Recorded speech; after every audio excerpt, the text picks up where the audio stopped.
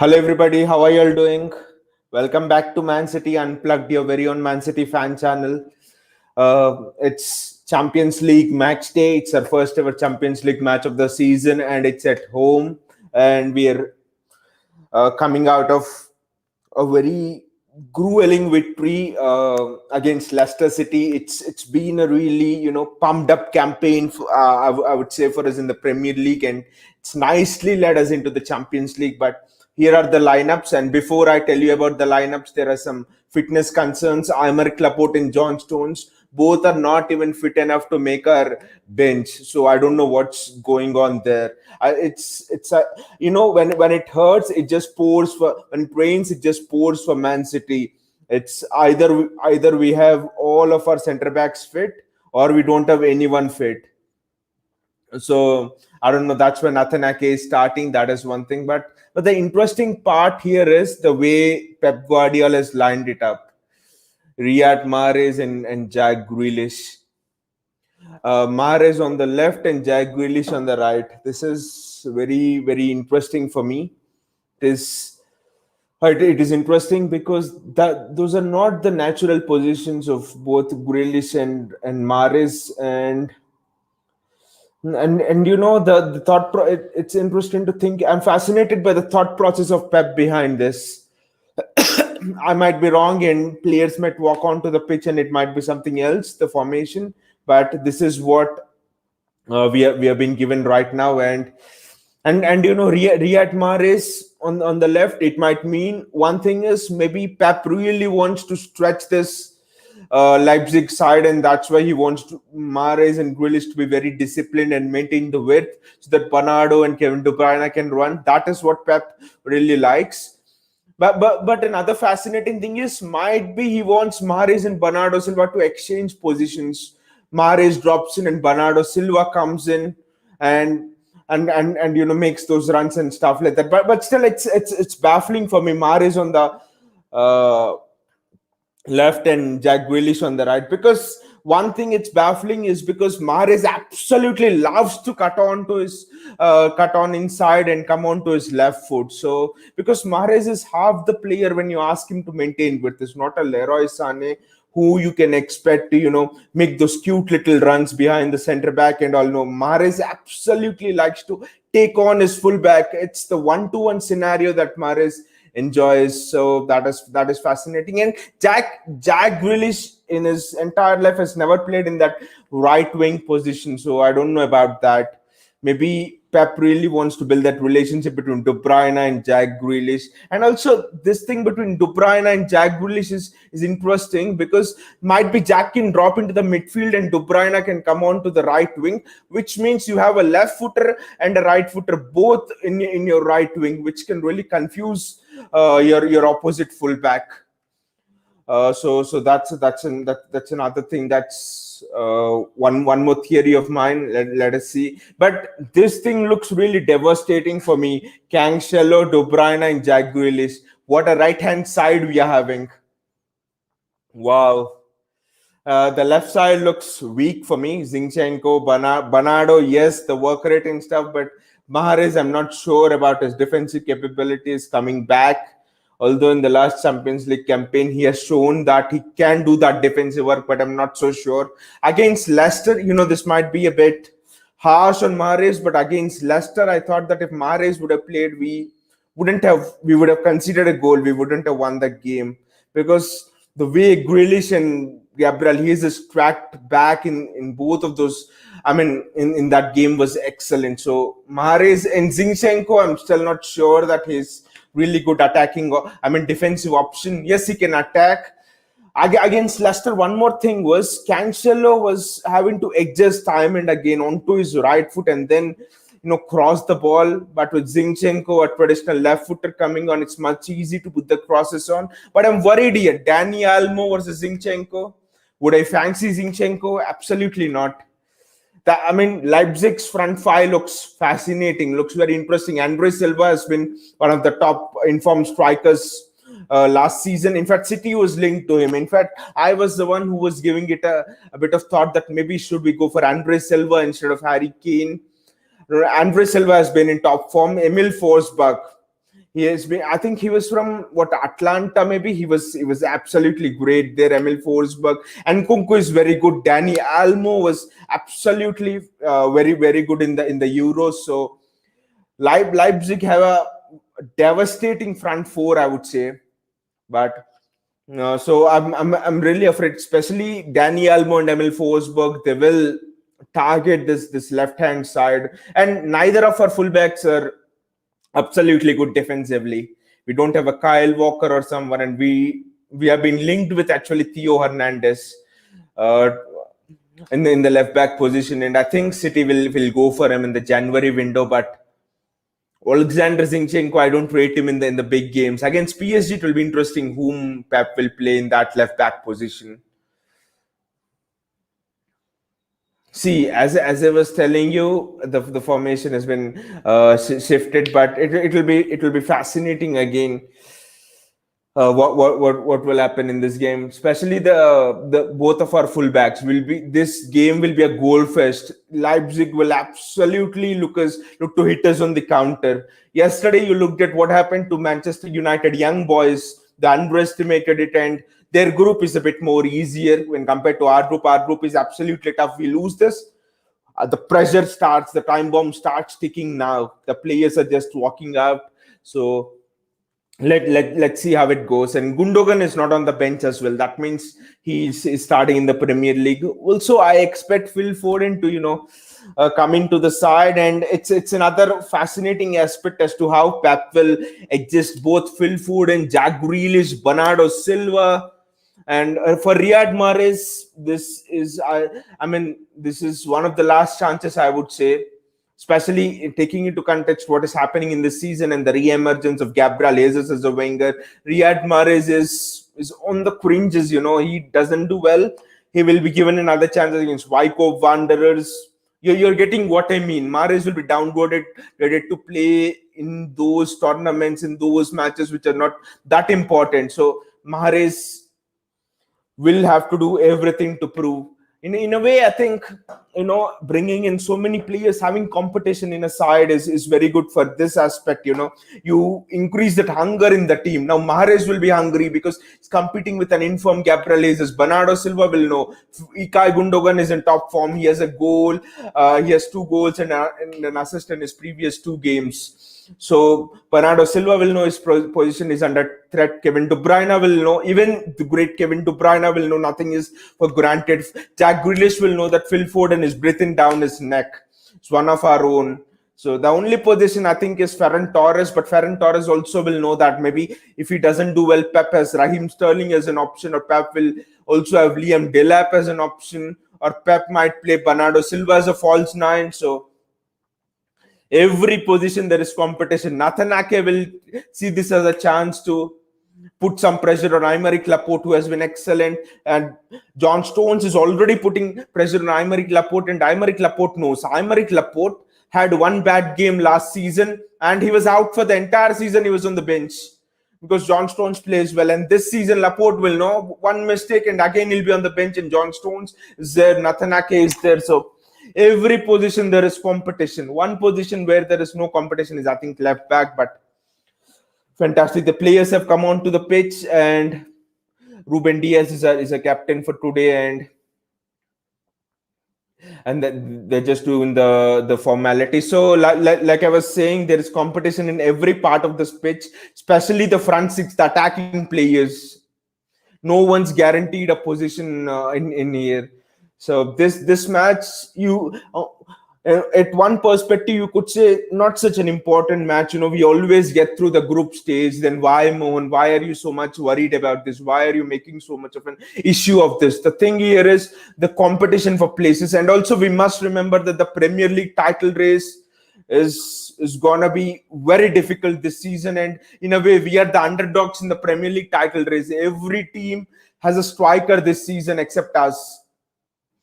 Lukaku, Cristiano Ronaldo, Harry Kane. You see every top 6 team, Liverpool, Diego Jota, Roberto Firmino. So everyone has a striker. So it's just that we are the ones who don't have a striker. So we are kind of underdogs, and we need to maintain that rhythm. We need to maintain that form going into All of the fiction.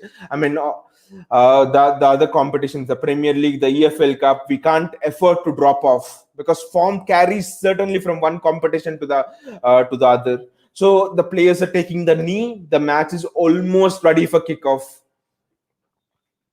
and it's really good to see the crowd back in the stadium. The stadium is almost full. It's not a packed house, but I can completely understand from the fans perspective, because if you're a season ticket holder, this is for all of those who say that City can't fill up their stadium. If you are a season ticket holder, you have to pick out and choose the Champions League matches that you go to. And due to the pandemic and stuff, we can't afford, all of the fans can't afford every match. So I think for the PSG match, the stadium will be full. But anyway, the match is kicked off, and RB Leipzig are already on the attack. They're already on the front foot. It's a cross into the box by a Leipzig player, and Nathan Ake had cleared it. And one of the Leipzig player is already down. Very fast start from RB Leipzig. They're they're, they're right onto the money, and it's Nkunku who is who's down.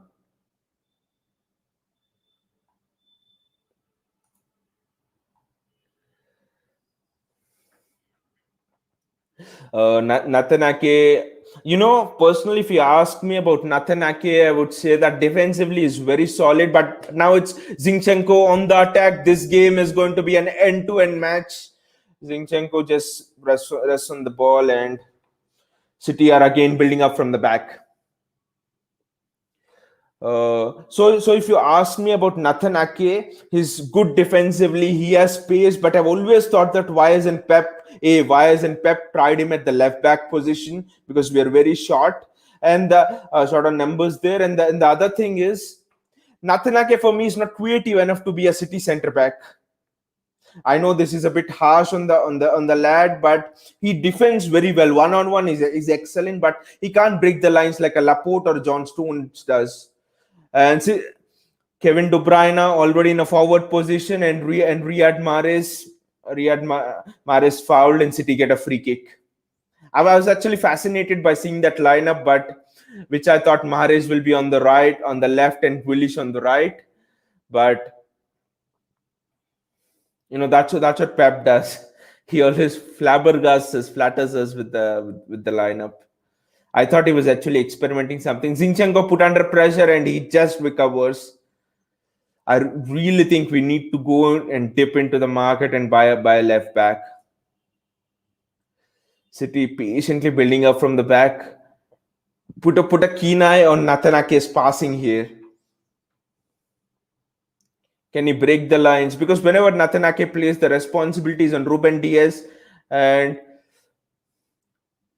and it's quite predictive. What Ruben Diaz does. He picks up and puts a diagonal ball onto the left wing, since he's a right footer. That was so predictable in that Spurs match.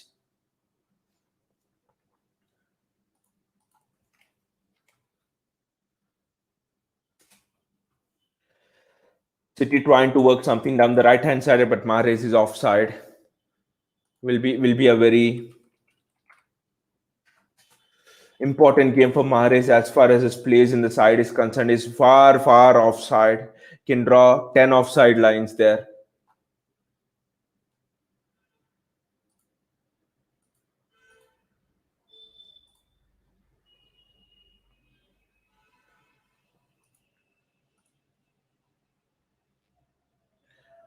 Another of our RB Leipzig's player has gone down. I don't know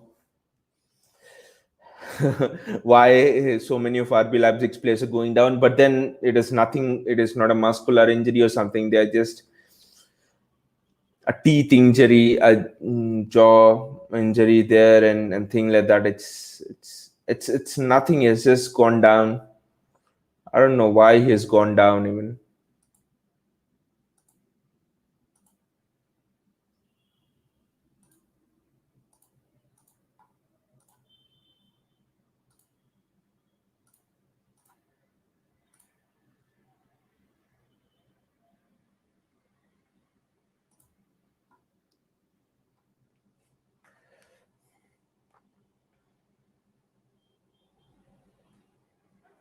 The play has resumed now, and RB Leipzig is having the ball. It's been an even game so far in the first 5 minutes. RB Leipzig trying to ping that ball over the top and catch City of the stride, and Jack Grealish 1-on-1 with the Leipzig right back. Sorry.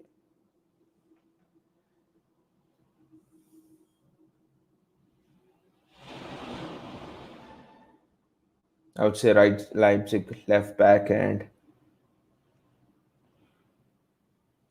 Riyad Mahrez with the ball, and Mahrez to Bruyne. That's an excellent interchange, and De Bruyne receives the ball, and oh wow, that was wonderful play between Riyad Mahrez and Kevin De Bruyne. Excellent interchanges. De Bruyne showing what he can do. He's against our very own Angelino, so it was sort of a mini City game. Angelino, ex-City player, and De Bruyne, Riyad Mahrez. Nathan Ake taking his time. It's becoming a bit predictable, Ruben Diaz pinging up the diagonal to Grealish and on the left wing, and Nathan Ake pinging up the diagonal to Mahrez on the right wing. It's really been predictable till now what our center backs are doing. That's why I think we lack John Stones or Aymeric Laporte. That is one part. Because when teams sit back, teams look to hit you on the counter. It's very important to open them up. It's very important to build up from the back, especially with your center backs. And Leipzig are also they're not just sitting back. The front three are trying to press, but only after our center backs try to build up. So that's an interesting strategy from Leipzig. Grealish 1-on-1 with his opposite number. Zinchenko with the ball. One thing is the ball retention will be very good on that left-hand side. Zinchenko, Bernardo Silva, Grealish. I don't see anyone giving the ball away.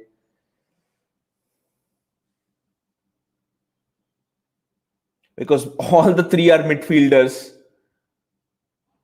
Kevin De Bruyne and Riyad Mahrez 1-on-1 with Angelino. Riyad Mahrez trying to cross off his weak foot, the right foot, and the ball goes out for City's throw.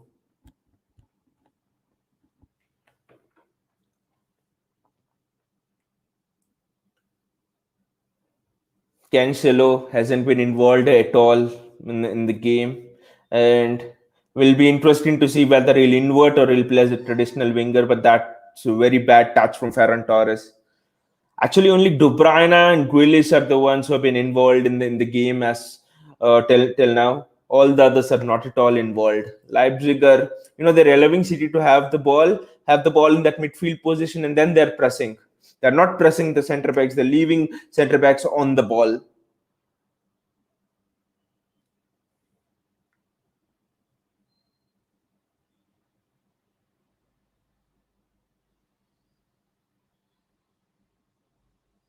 That's a handball from Kevin De Bruyne. De Bruyne looks energetic, raring to go. If you ask me what is City's best team, I would probably put Foden on the left and Grealish at the center.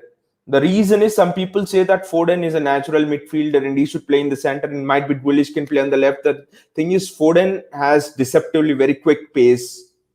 He is faster than most wingers in the Premier League and in Europe. So Foden on the left wing and Grealish in the center. But then where will you play Bernardo? Leipzig trying to work the ball. They're trying to be a bit more physical with our center backs. So where will you play Bernardo, Gundogan? I don't know what kind of system Pep will work with. Because when Pep came to City also in the earlier seasons, he found it a bit hard in the starting to fit both De Bruyne and David Silva in the same team. And many managers before Pep found it impossible. If you remember the early days at City, they would play David Silva in the left wing position and stuff like that. Samir Nasri in the right wing position and stuff. But Pep created that two number 9s, and he played both Kevin De Bruyne and David Silva in that attacking midfield roles. So I think Pep will work out something. I'll not be surprised if he somehow comes up with 3 attacking roles. in that central midfield position. Or might be there have been rumors that Pep might even play Jack Grealish as a number 8, alongside Rodri, and then play Bernardo Silva and Kevin De Bruyne also in the midfield. So I don't know what system Pep will work out, but he has to fit Foden, De Bruyne, and Grealish into the same team. That's the puzzle before him now. Uh, a very slow pass back to Ederson. Ederson is relaxed as usual. Ederson has bought a cigar and is sitting calmly there at the goal, reading his customary newspaper without doing anything. I sometimes wonder how won't Ederson feel bored, but then when the crunch situation comes, like against Leicester, Jamie Vardy pressing him in the 89th minute, and he was very cool. Jack Grealish trying to play Ferran Torres, and Ferran Torres is in, and it's a challenge on Ferran Torres, and that's offside. Otherwise, I thought it's a penalty, but that was offside. Ferran Torres was off.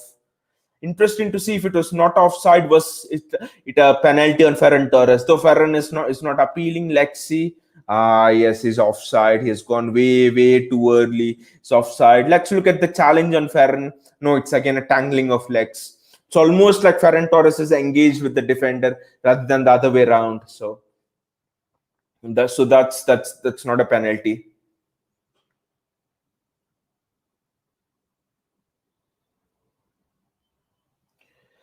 That's City's first bright moment of the match. And another Leipzig player, Zinchenko, that's a foul. Another Leipzig player, he gets something. He gets an elbow onto his face.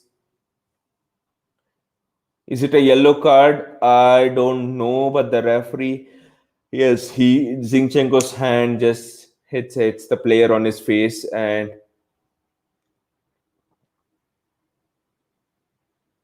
apart from those stoppages, the game has threatened to flow, threatened to take on that ebb. Yes, Zinchenko gets a yellow card. I thought that was a bit clumsy, hitting the player on his face, almost slapping him. But the game has always, I'm sorry, this game is, whenever this game has tried to, get into that flow, that rhythm, some of these injuries, incidents, a Leipzig player going down, there is no tempo in the game.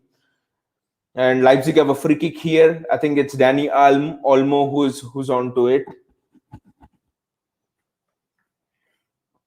So Danny Olmo, no, he is left it for another player. I don't know. It's Nkunku, I think. It's Emil Forsberg, and that's really well defended there by Joao Cancelo. He's put a foot in, and Leipzig send the ball back. So it might be a ploy from Leipzig as well, that do not give the City players a rhythm, a tempo to settle in. Just break the tempo. Might be little niggling fouls, might be just go down and ask the ref to make a decision, and things like that. That's a ploy. Not all games are just played onto the field and straight. Most of the games are, they're mind games. The tempo, the rhythm, allowing other players to settle into their stride. All of these things matter. All of these mind games, these strategies, everything matters. And that is where City have to be a little bit more smarter and just get on with the game. Joao Cancelo with a very bad throw, I would say, giving it to a Leipzig player. Leipzig looking the brighter of both the teams here, and City not able, none of the attacking players able to get any service. And look at it again, Angelino has gone down now. This has to be a ploy from Leipzig. This can't happen. And Angelino has gone down under virtually no pressure for Ferran Torres, and they get another free kick. That was slightest touches from Ferran Torres, and Angelino goes down. That's just rubbish. So almost that they've convinced the ref in making those decisions. And Danny Olmo tries to strike from distance, and it goes way over the bar into the night sky, into the wonderful night sky.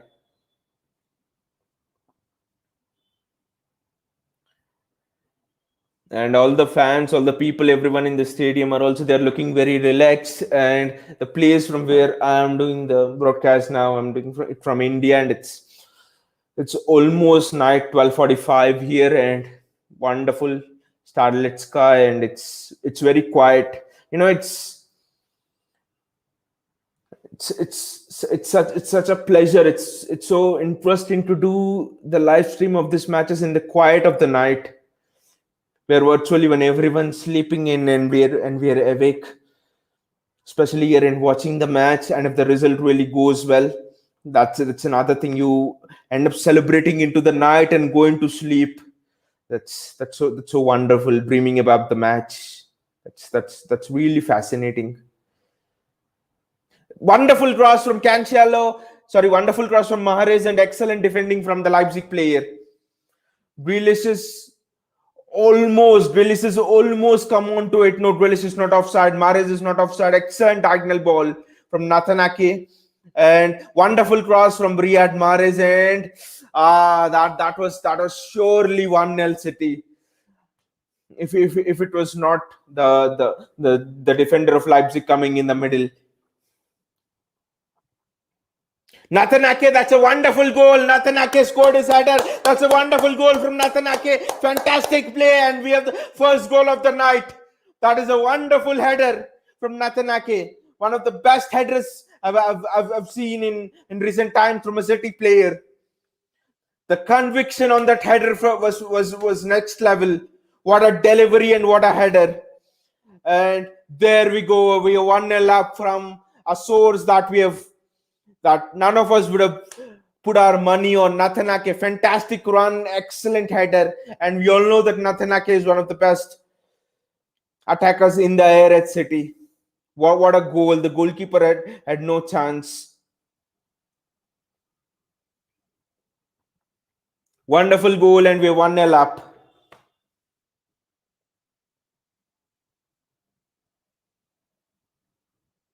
You look at the reaction from Pep. Pep is like, he's just, he has done this. Pep has done this, which means that was not according to his plan, but he's delighted it happened. So, and also Pep is not a manager who would be delighted with any goals. He wants the goals to be scored in his way. But anyway, we have the goal, and we have the ball in the back of the net, and that's it. 1-0 up. So now the game's not over by any stretch. This is the Champions League. This is Europe, and we know how devastating German teams are on the counter. And we are playing a German team that has finished only second to Bayern Munich. They've driven Bayern Munich up to the end. They've knocked Manchester United out last time, and they've qualified from a difficult group last time around. So do not take your eyes off the match. Do not take your foot off the pedal. We need to focus here. This is one of the most difficult games.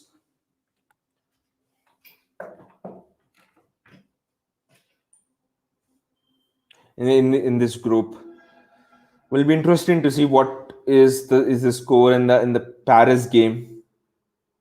Would be nice if PSG dropped some points. Our Leipzig on the break now. It's 3-on-3 at the back. City get players back, and their attacker was in an offside position, and he withdraws. And now City have the chance to counter. Oh, if only Bernardo Silva and Riyad Mahrez were on the same page.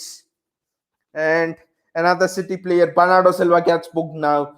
No, Bernardo, the ref doesn't want to give any of the fouls. The ref is not in the mood to support us today. What is the ref? The ref is giving foul after foul after foul to Leipzig.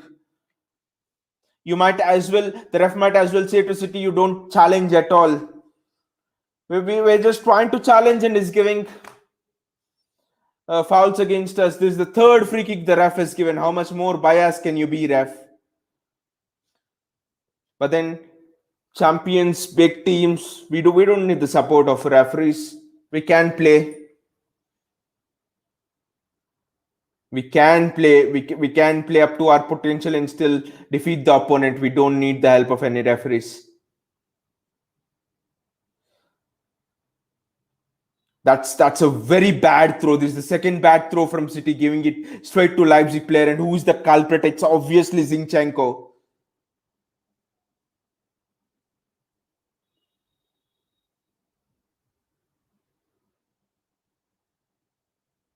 Zinchenko is incapable of throwing garbage into the dustbin.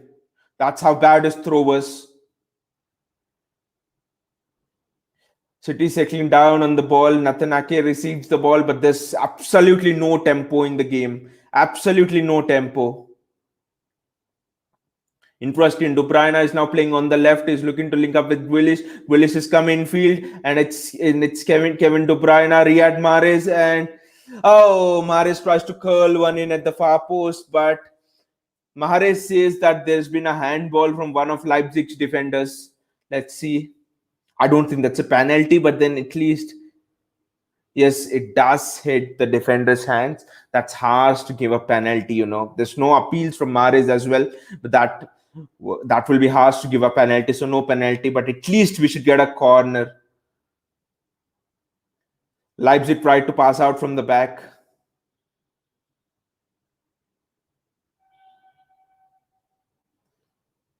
For those of you who have joined us late, City are 1-0 up from Nathan Ake's header. One thing City are doing well is we are creating those traps. We're not allowing Leipzig to pass out from the back. All they've done is they're trying to ping balls over the top and catch us on the break. But and whenever Bernardo plays, this is a trait. We lay excellent traps for the press. We press very well whenever Bernardo plays.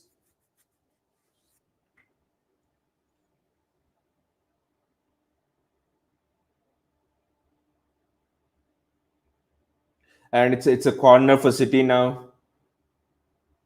That's another facet of Bernardo. That's why I was really glad that we didn't let him go.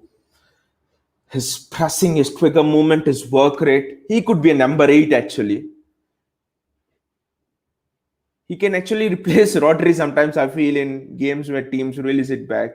Oh, that's an excellent exchange between Grealish and Kevin De Bruyne.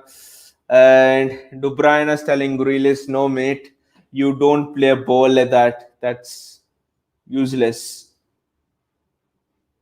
Look at the leap, the run from Nathan Ake. Wonderful.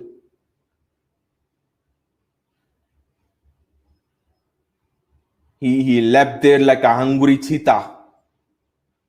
That is, if cheetahs ever leap, I don't know, but I presume that they leap.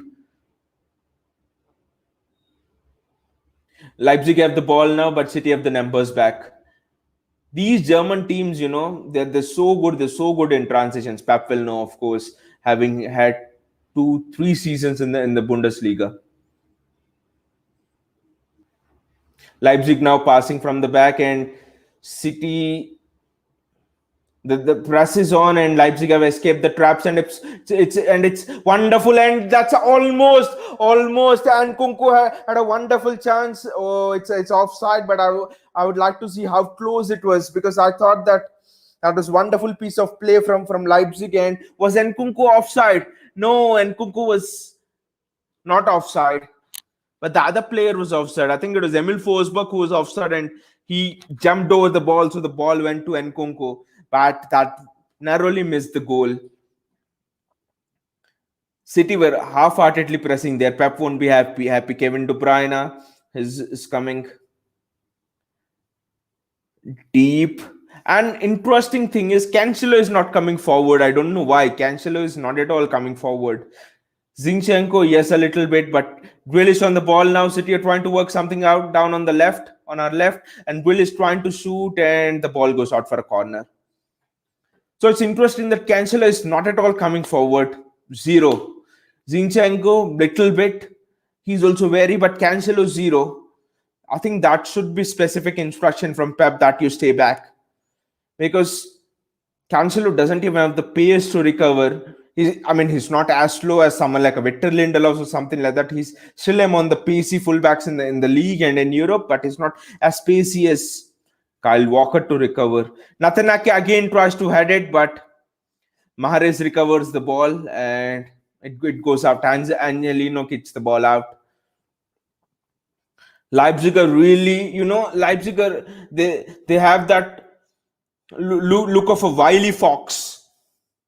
A Fox who is really looking to jump at the chance. Even though City have scored the goal, Leipzig are thinking, even if we get 1 point from this game, that will be a wonderful result, because this group is tough. Maybe PSG, City, each one can take points of the other. This group, there'll be no absolute winner in this group. Like someone will run away with 12 points and you have to fight for the second place. No, even getting. Oh, that's a wonderful cross again, and Grealish tries to shoot on the volley, and well blocked by the Leipzig defender, and Zinchenko recovers, and it's another foul on Grealish as usual. I think it's the first foul on Grealish in Europe. He hasn't played in Europe till now. Yes,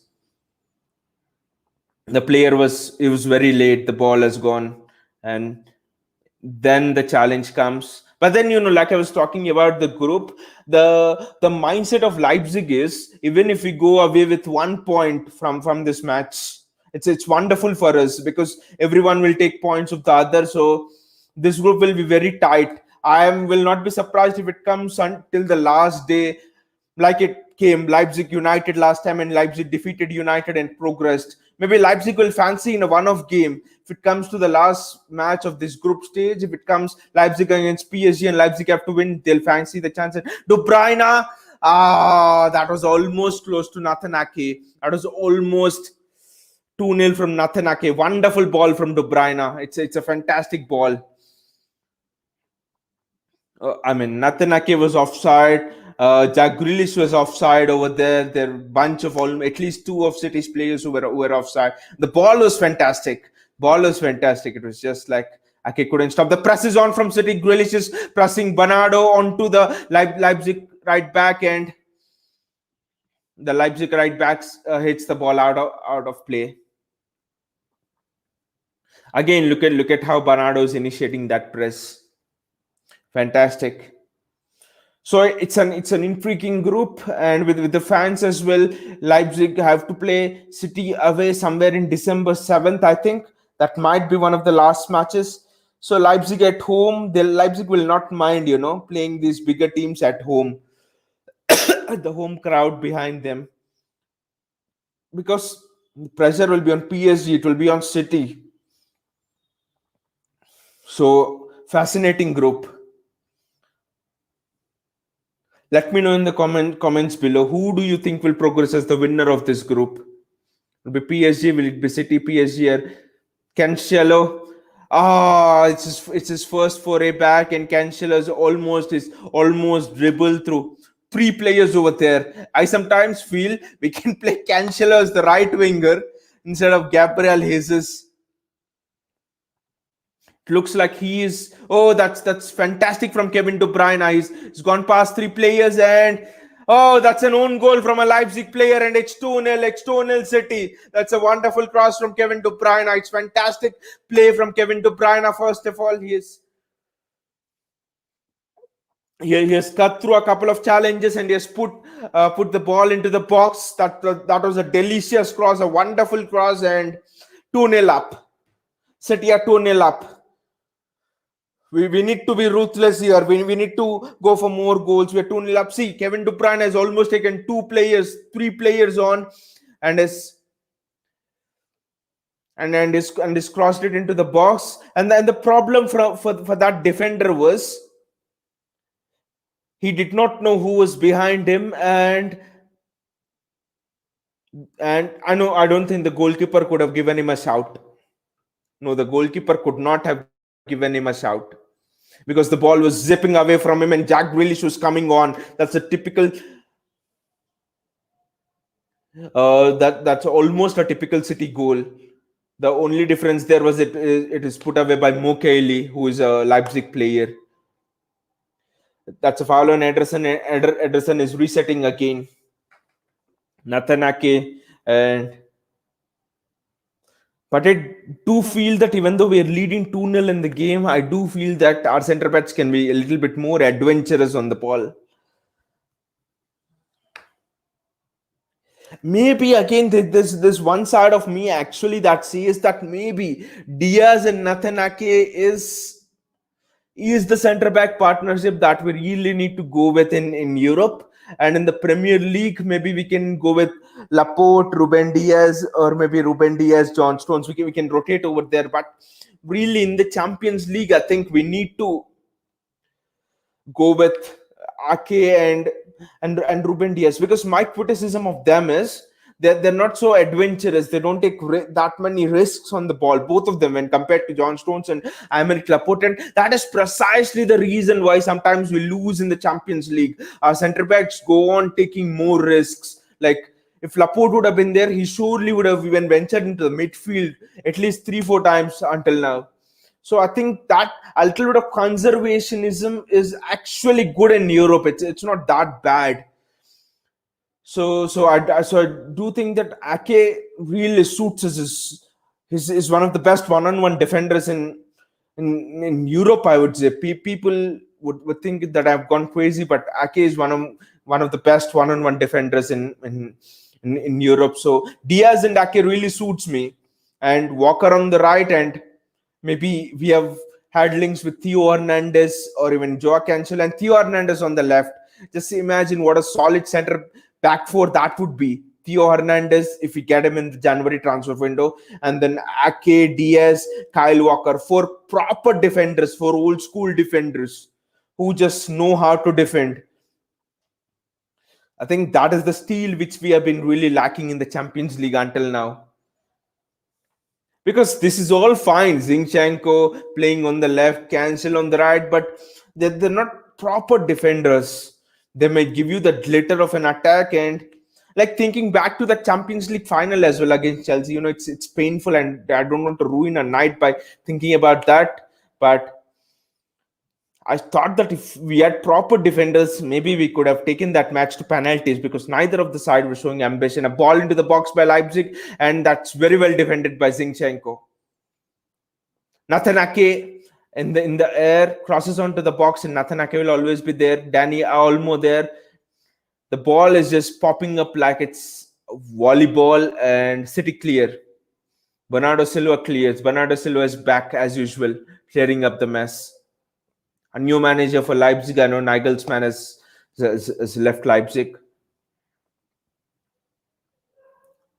So the thing I was talking about is we lost to Chelsea because, okay, we could not attack well, but then Chelsea didn't show ambition, and in a way, when another team, and you get many teams like that. Why did we lose to Lyon the season before?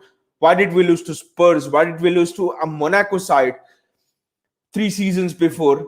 All of that comes to the fact that we just were not able to defend. And you'll get teams that lack ambition, and their only ambition is, you'll get managers like Jose Mourinho, for example, in this competition. You get managers, old school managers, who wants to sit back, who will not be adventurous. So how do you play against them? You need to have that old school defensive players, old school defensive system. If they don't, sometimes you have to accept that if they don't come at us, even we don't go at them. Let the match go to penalties, and then we'll see what happens. That's precisely what we didn't do against Chelsea, and that's why we lost the Champions League final. It was not for the lack of a striker and all. The very thinking which Pep has, that it's always upon us to entertain. It's almost a duty that we have to provide the impetus to the game. We have to provide the tempo to the game. All of these things, have been our downfalls, have been our pitfalls in the Champions League. That is the reason why we have lost. We have been trying to assume a responsibility on us, which has not been there. It has not been demanded by anybody, that we are entertainers. Why? No. Our main job is to play and win. Cancelo on the ball. Cancelo is really foraying forward, especially after the 2 goals, and Cancelo still has the ball. Misunderstanding between Cancelo, Ferran Torres, and Leipzig get the ball back. Oh, that's well spotted by Ruben Diaz, but Ruben Diaz gives the ball back. Leipzig have the ball in the midfield. Yeah. So like I was saying, we wrongly take on that responsibility that we are the entertainers, and we have to play that panache front foot football. What we have to do is we have to win, and to win some. I'm not telling that we sit back and defending like a Jose Mourinho system.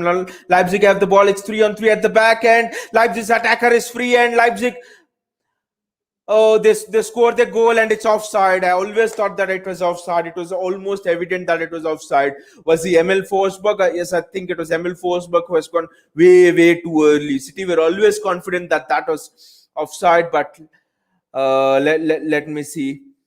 Is Zinchenko playing him on? I don't know.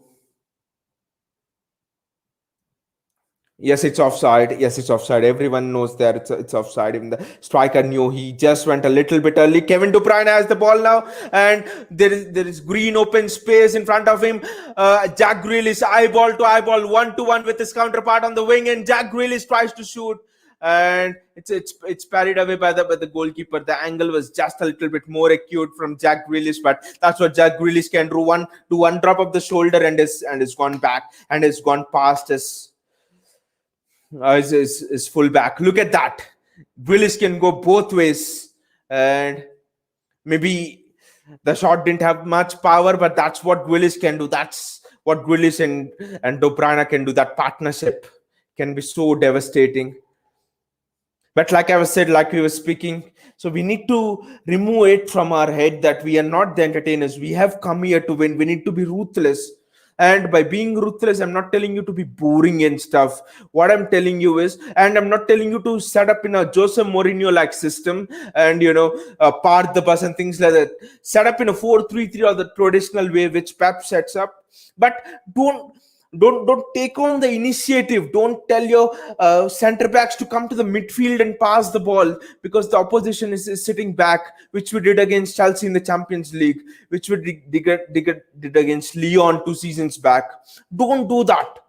Play according to your principles. The wingers hold the width, high pressing and all of that, but don't take on and do those tricks like full back inwards, center back comes into the midfield and you leave your numbers short at the back. No. So that is where I think City really needs to improve, especially in the Champions League. Sometimes you need to accept that you're playing to win and not for the style. Anyway, we are 2-0 up, and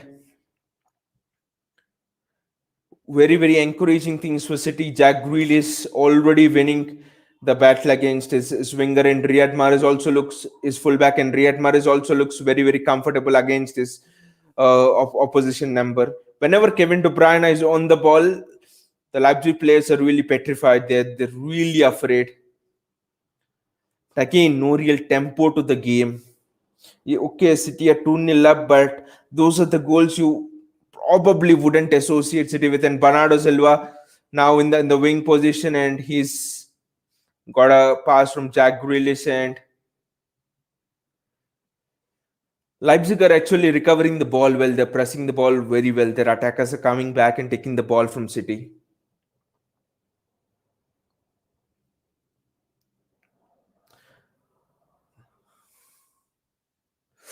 Oh, it's Danny Olmo. I think he's free over there, and that's wonderful defending from Nathan Ake. He's just flashed the ball across the box, and that's wonderful defending. It's Angelino actually who's really free there, who's made that run from the deep. No, he's not offside. Angelino was not offside, but that's wonderful recovery from Nathan Ake, and he was in the right place at the right time. If Ake was not there, it's 2-1, and the game was on again.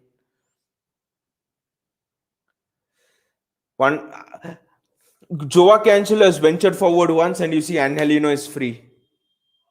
And Cancelo doesn't have the recovery pace. If it was Walker, I'm dead sure. I'm very sure that Walker would have just tracked Angelino back.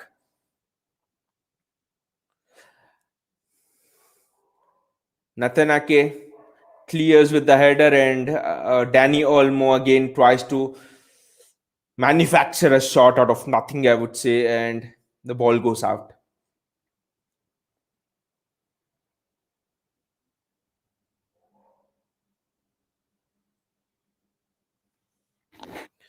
For a corner that I didn't think there was a touch of a City player, but apparently the referee thinks. Apparently the referee, I don't know what he's had for his breakfast, but all his decisions have been against City. It's almost like the ref is asking RB Leipzig players to appeal and take the decision from him. The refereeing has been so one-sided.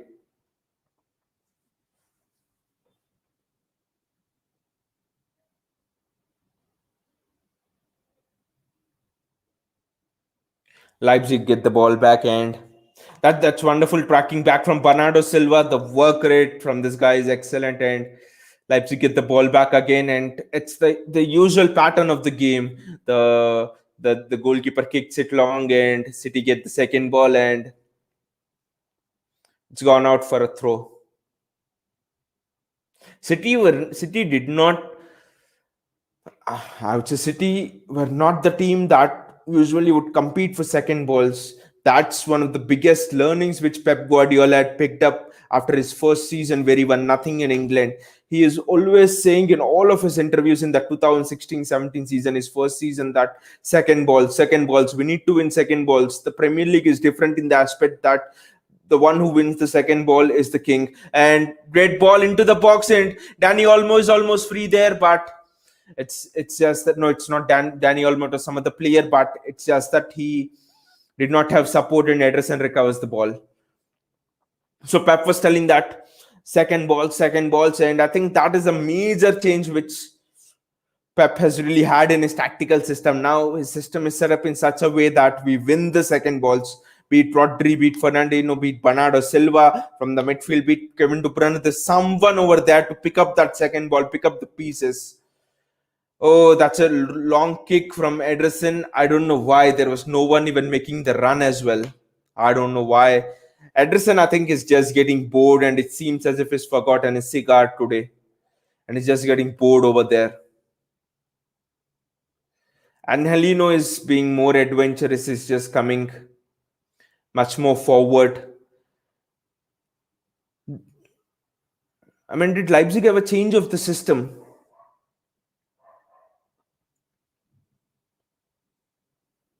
City with numbers back there. Pep will really want to have a clean sheet.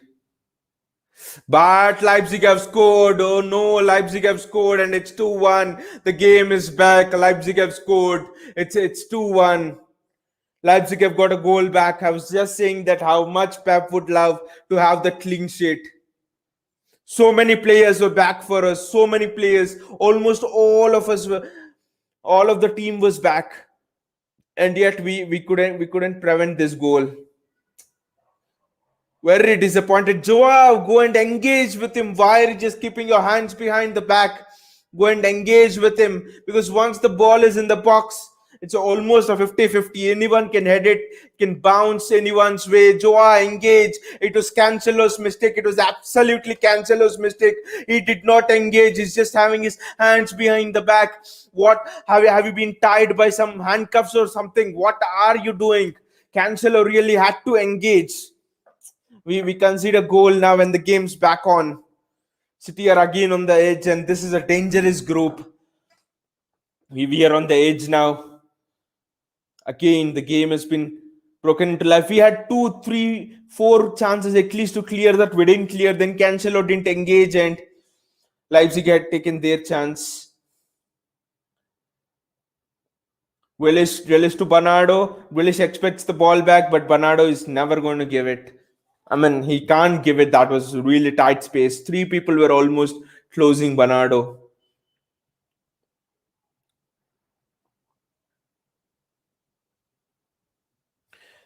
Now, if Leipzig can get a goal back before the break, and Leipzig are on the break now, they're on the counter attack, and that's well stopped from Cancelo. And do City have a chance to break?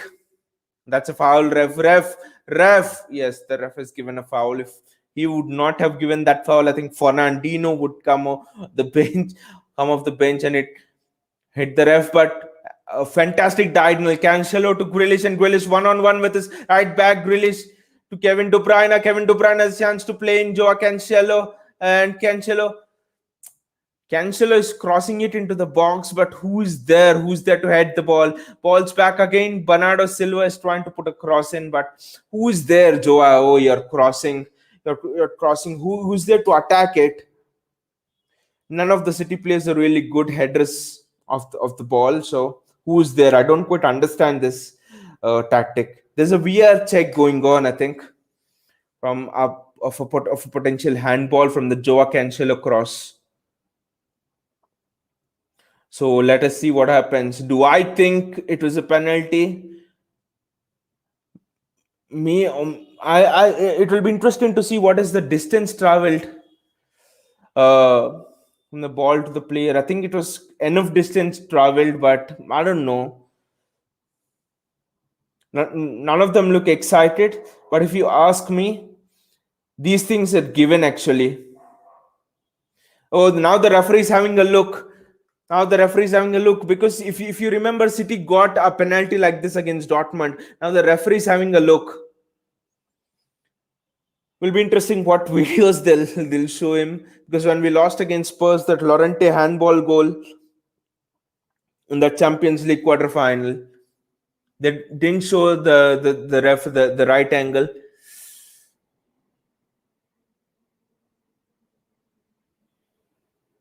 He is actually blocking a goal scoring opportunity, and that's a penalty for ref. The referee has given City a penalty. Now the other interesting thing is, who will be the penalty taker for City? Who will take the penalty for City? Will it be Ferran Torres, who's the striker, or will it be Jack Grealish, or will it be Kevin De Bruyne? Who will be the penalty taker? We have missed so many penalties. I will not rest until we have, taken this penalty well, until we have scored the goal. Who will be the penalty taker? I would personally go with Jack Grealish. But what will Pep think? Is it Riyad Mahrez? Oh, I know he has taken that crucial penalty against Dortmund, and it's a penalty now. Riyad Mahrez is coming up to strike the ball. Riyad Mahrez, where will you go? Left top corner. Oh, wonderful! It's been blasted in. Yes, City are 3-1 up. We recover our 2-goal advantage. That is one of the best penalties taken by City player in all of the last 3-4 seasons. What a penalty! Is blasted into the top right corner. No chance with the goalkeeper. Wonderful penalty. Look at it. No chance. Even if the goalkeeper had dived the right way, no chance. Top corner, absolute top corner, absolute top right corner. But was it a penalty in the first place? They're still discussing in the game, but I thought it was. Like I said, after the penalty had been struck, this is one of the best penalties I've seen a City player take in the last 4 seasons, 5 seasons, and from when Pep has been here. Yes, Yaya Toure used to take really good penalties, but anyway, it's the break, it's half time, and City are 3-1 up with that penalty. But the game has really lacked tempo. The game has been lackluster, actually, if you ask me. The game has not begun at all at the pace we were expecting, because Leipzig City, what we were thinking is the game would be at breakneck speed. Two teams who really like to play football, who like to be on the ball, but new manager, maybe Leipzig have changed. I don't know. I don't pretend to watch Bundesliga as much, and Leipzig has struggled in the Bundesliga. They haven't won their first 2-3 matches, so it might not be the old Leipzig, but the players they have, Emil Forsberg, Danny Olmo, Nkunku, and Helino, they have looked very attacking. I mean, they've looked like a team who could strike us on the break. Angelino had a good chance. Nkunku put a decent ball into the box. I think Nkunku was the scorer, if I'm not wrong. Let's actually look at what is happened in the next few matches. I mean, sorry, the other matches in the group. What is happening in the PSG Club Brugge match? Let's see. Will be interesting if PSG is losing, but let's see. Oh, it's 1-1 at halftime in the PSG Club Brugge match. 1-1 at halftime. Oh, that is interesting because supposedly Club Brugge is the weakest team in the group. And let me see what is the squad PSG are playing, and PSG are playing with, wow, Hakimi, Kimpembe, Marquinhos, Diallo. Their front three reach Neymar, Mbappe, Messi, Wijnaldum, Paredes, Herrera, and still they're trialing 1-1. Wow. If with that team PSG can't beat Club Brugge, I don't know with what PSG can they win the Champions League. So let us look at the heat map now, as usual, as we always do.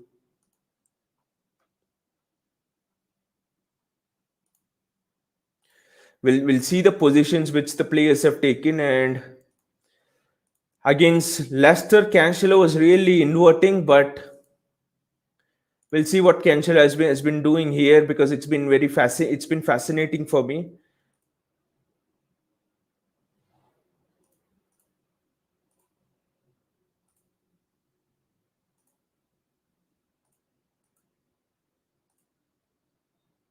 Let's look at Joao Cancelo first. So if you see Joao Cancelo's heat map, well, he has done a bit of everything.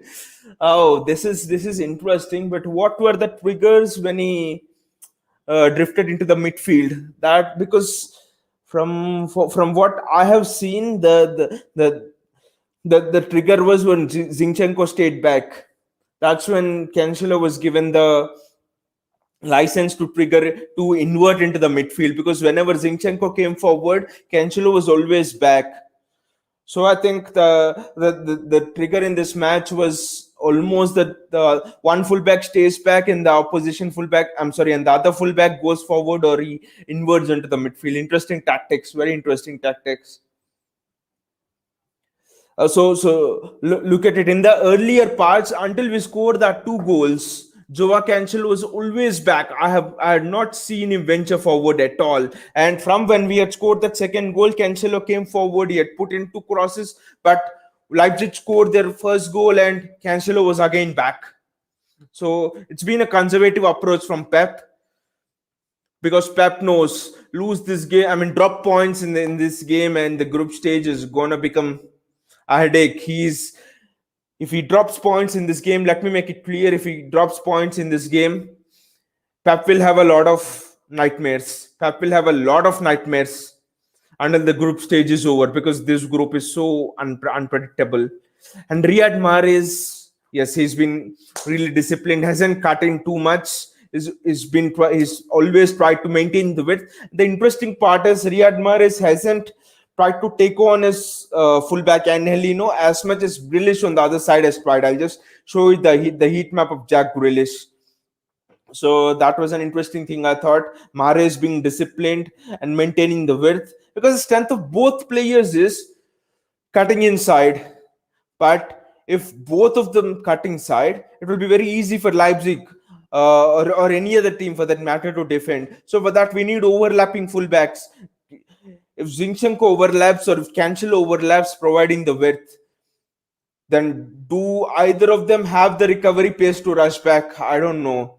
Does Pep trust Rodri to hold it on his own without the fullbacks, provide the defensive cover? I don't think so. If Walker was playing and Cancelo was on that side, Walker would have stayed back, Grealish would have cut inside, Mahrez would have cut inside, and Cancelo would have provided the width.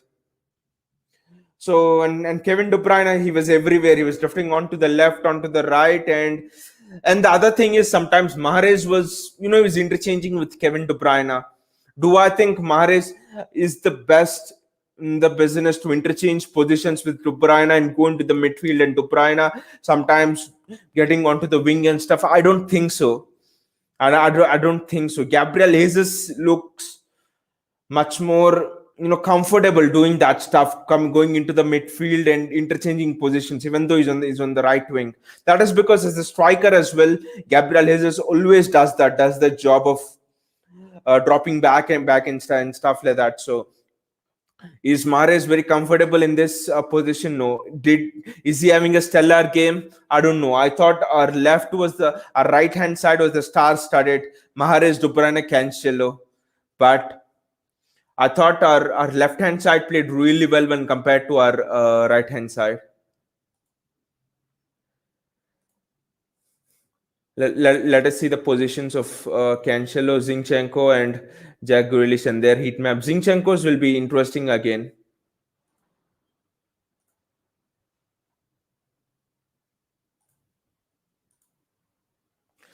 Look at it, Zinchenko. Zinchenko, don't be fooled by that heat map of Zinchenko. He has come into the midfield only when he was not under that much pressure actually.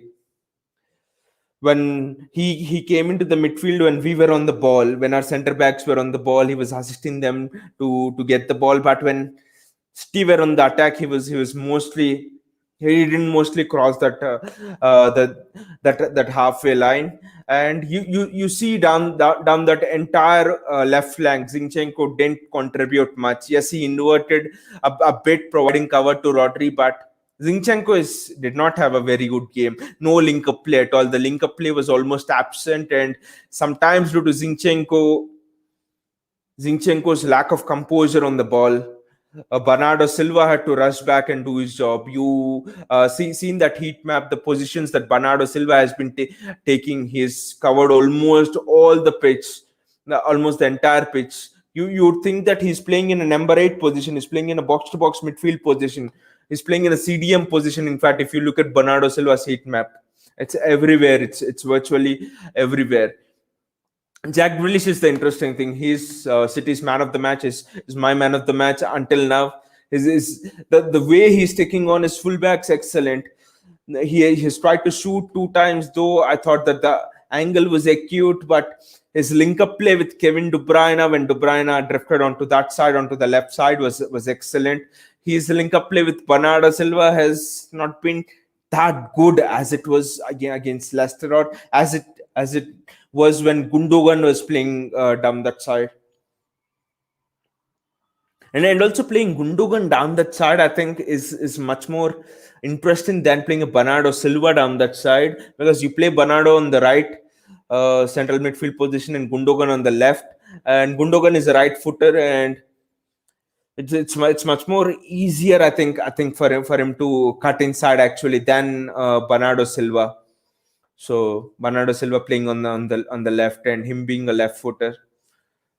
So on and all, a game a performance that the scoreline doesn't reflect accurately. You could say that City are really on top in this game, and I would say no, we are not on top in this game. Let me really be honest. An excellent header from Nathan Ake, and let me show you the positions of Nathan Ake as well. Nathan Ake and Ruben Diaz.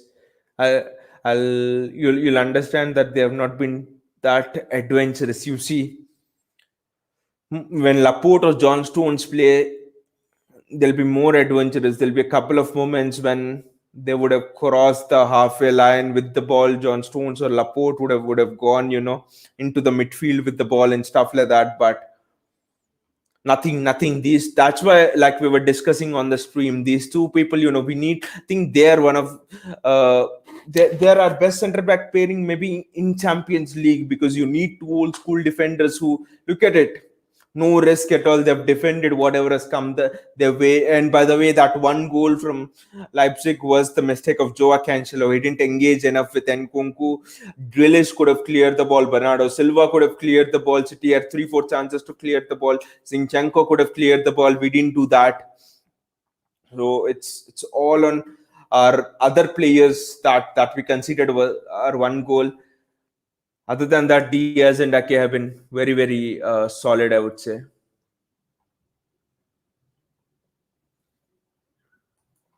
So let me know in the comments below. Do you think that Diaz and Ake are the best centre-back partnership for the Champions League, or do you think Aymeric Laporte and John Stones, they would make a better partner to Diaz than Ake? And also left foot, right foot, he's more defensive-minded. than Laporte. He's good in the air. So for me, Ake is the perfect fit for Champions League. And Laporte for the Premier League, because in the Premier League, teams sit back. In the Champions League, as the games go by, teams don't sit back. Maybe a Club Brugge will sit back against us. Leipzig didn't sit back. They are playing in that mid block in this match, so Leipzig didn't sit back. So Leipzig didn't sit back, and PSG will certainly not sit back. And Club Brugge, depending on the news I've been reading from that game, Club Brugge versus PSG, they're telling the game's really open and it's almost been end to end. So maybe a Club Brugge might respect you and sit back, but other than that, no team is gonna sit back in that low block. And as you go into quarterfinals, semi-finals, last 16, you will be playing teams of a higher pedigree, so you need defensive minded players there. I would say buy a left back in the January transfer window before the knockouts begin. Hopefully a Theo Hernandez, who's very good both defensively and offensively. He'll be another Kyle Walker with a little bit more offensive flair. Theo Hernandez, Nathan Ake, Ruben Diaz, and Kyle Walker. That would be one of the best back fours in the Champions League. So you see Ake and Diaz, they've done nothing wrong. You see in the heat map, put no foot wrong. I think it's again on Zinchenko. He's been neither here nor there. So the game has not gone in the tempo like that we could have hoped for, and let the scoreline not fool you. We have not been that good actually. Even though we are leading 3-1, we have not at all been that good. A headed goal, an own goal, and a penalty. Hardly the things that you would associate with the Pep Guardiola team. With the Pep Guardiola team, irrespective of who the opposition is even if it's a Real Madrid, a Bayern Munich, or it could be a Club Brugge, you would expect us to stamp our authority, play with that personality. I wholly expect Pep to come after the match and say, until something drastically changes in the first half, in the second half, I expect him to come out and say that we were not ourselves. From outside point of view, looking at it, from a fan's perspective, looking at it, I think we lacked that personality in the match. We were not able to. We looked a bit afraid to play like who we are. We gave Leipzig too much respect. It looked as if we were too soft on the ball. We were too soft physically. We refused to engage with Leipzig players physically. We did not go around ref asking him for decisions. We just allowed Leipzig players to talk to the ref and get the decisions. We allowed Leipzig players to pressurize the ref. We did not do those niggling fouls. See, players are coming out of the tunnel and you never see Pep in the tunnel, and Pep is instructing the players in the tunnel what to do. You never see this from Pep. Pep generally goes to his bench and then the players come out of the tunnel. But no, Pep is almost having a round conference in the tunnel, telling his players, telling Riyad Mahrez, maintain the width. Mahrez was a bit poor actually. He was neither here nor there. A lot of our team was like that, neither here nor there. Didn't know whether to engage or didn't know whether to sit back. So the second half is almost there. Pep, after his speech is continued on to the tunnel. 3-1, we are winning, and everyone satisfied. Pep won't, give the team a speech in the tunnel. Whatever is said in the dressing room should be enough. But no, Pep has had intense words with Ferran Torres and Riyad Mahrez in the tunnel. So it might be something serious there, which Pep is saying, something which players are not doing right. So here we go. The game's being kicked off, the second half, and Leipzig on the attack straight away. If Leipzig can get another goal back here, we will be under the cosh. Again, the tentativeness will come back. We need to score early to be more confident, and City are trying to be on the front foot. Joe Cancelo's recover the ball, and Kevin De Bruyne with his early ball, and Ferran Torres with a chance to finish. Ferran, you could have taken another touch. Ferran, you had so much time over there. You could have taken the ball and the game is beginning in an end-to-end fashion. Leipzig almost had a chance. De Bruyne played his trademark pass early, and Ferran Torres was onto it, making the run. So Leipzig again coming onto the front foot, and that's well defended by Nathan Ake. Leipzig again trying to attack, and they will attack, of course, because they have nothing to lose. Anyway, they're losing, right? So Leipzig straight away onto the front foot. The side of Zinchenko is already looking vulnerable here. City's left-hand side. Leipzig attacking from the right, and Angelino and Dani Olmo exchange passes, and all the ball was just over the top of the Leipzig striker. Again a weak link, again allowing a ball to be. There's no one there marking him. The striker was almost empty. Almost free. If the ball was a little bit lower onto his head, it's 3-2 Leipzig.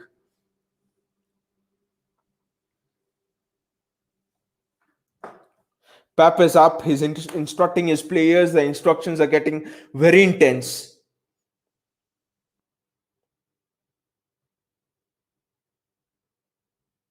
Kevin De Bruyne, Bernardo Silva. Oh, so Bernardo Silva is drifting onto the side of Kevin De Bruyne. Ederson tries to play it long, and Ferran Torres. De Bruyne on to the second ball, and that's a wonderful, delicious turn from Ferran Torres. But the play goes on, and that's a foul, and City are not given the advantage. But comes was a delicious turn from Ferran Torres. What a turn! That's wonderful.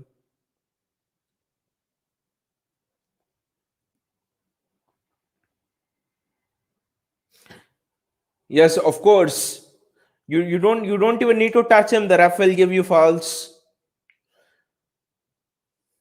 The only good thing is the ref is not giving so many yellow cards against City players. Leipzig really want to get that second goal. They're on to the front foot. I think Leipzig would have seen the score line of the Club Brugge and PSG match at halftime, and they would have thought a point, at least a point here. Wow, that would be fantastic in the context of this group. Jack Grealish fouled again as usual. I think we need to get Grealish onto the game one-on-one. We have got him into that position only twice or thrice. Pep is an expert in isolating his fullbacks, his wingers against fullbacks. And we have not seen that, which means that we're not playing according to Pep's tactics. We're not playing according to what Pep's want or what Pep wants us to do. That's why that is the reason of that intense talk which is carried out from the dressing room into the tunnel. Pep has given a real rollicking to all of the players. What have you done? Scoreline doesn't matter. Even if you're losing 3-1, but you're losing Pep's way, that's fine. You're losing following your principles, that's fine. Ederson's kicking long. I doubt this is Pep's strategy. I don't know. Pep is not a player who tells goalkeepers to kick long until he has found a loophole in Leipzig's defense. Yes, Angelino is playing. Both of the Leipzig's fullbacks are playing really high. Maybe Pep really wants to isolate Ferran Torres against one of Leipzig centre backs. That's why he's telling Ederson to kick it long and catch them out.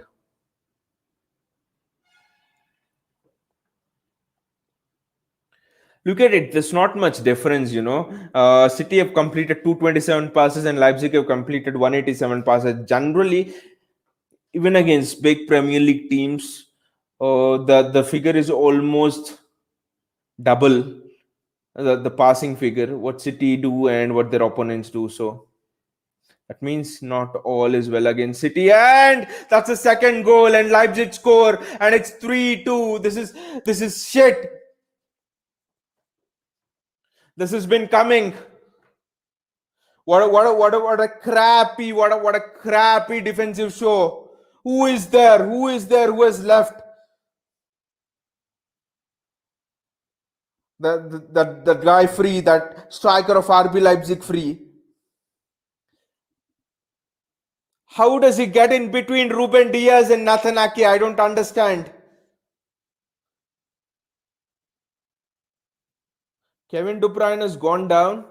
This is again a bit more worrisome for City. De Bruyne has gone down, but that's a free header. That's a free header. Come on, that's a free header. City are on the back foot now. Kevin De Bruyne has gone down. I don't know why he had gone down. There was no pressure. How did he get in between Ruben Diaz and Nathan Ake? Two defenders who are excellent in the air. I'll never understand who was marking who over there. Crappy defending. This is on the centre backs. I've just been singing praises of the centre backs, and this is what they go on and do. City need to readjust now. Now it's a question of City's personality, City's character. City can't let this affect them. This happens, and how you come out of these situations will really define. And it's green grass ahead now. Ferran Torres with the ball. No one there inside. Oh, wonderful! That's a wonderful pass. And oh, Kevin De Bruyne tries to take it on all by himself. And how wide has it gone? I thought it went really wide. But Ferran Torres doing some wonderful stuff there. He has almost sucked in 3 defenders and he had left Kevin De Bruyne free. That was always curling away. And anyway, I think the goalkeeper had it covered. Now Leipzig have the confidence to pass it out from the back. City's press is not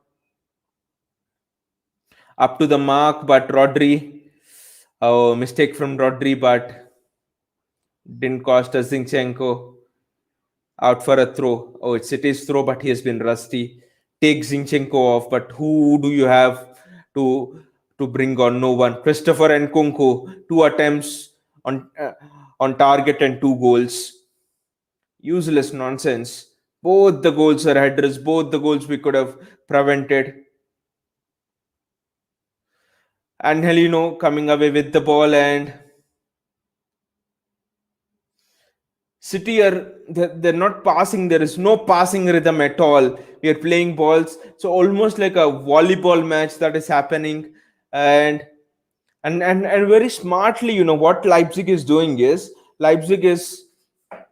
they're breaking the tempo of the game. They're going down for every small 50-50 so that the players have time to get up. They give their fullbacks a breather, and City don't get into the passing rhythm, passing tempo. We need to score another goal. We need to score another goal now, or else it will get on our nerves, like it has got on our nerves against Leicester. Let it not fool you. This group is like very difficult, and Club Brugge also seeing their performance against PSG now at halftime 1-1. It seems as if Club Brugge are also not a opponent that we can we can roll over. This group is going to be very difficult, and Gabriel Jesus is warming up on the substitutes bench. What will he do? Problems are defensively. That's an excellent steal, but again, no rhythm, no tempo at all. Not able to get De Bruyne on the ball. Not able to get De Bruyne on the ball at all.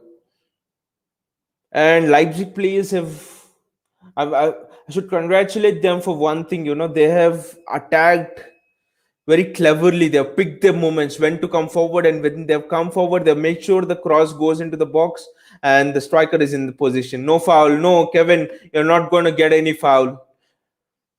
You're not going to get any foul. The same foul, you fall down wearing a Leipzig shirt, and before you fall down, the referee will already have blown for a foul. That's how much one-sided the refereeing has been. Rodri comes out with the ball, and it's an early cross, and oh, that was a little bit of a deflection of a Leipzig player. Otherwise, I thought that Ferran Torres was primed to get there ahead of that Leipzig defender.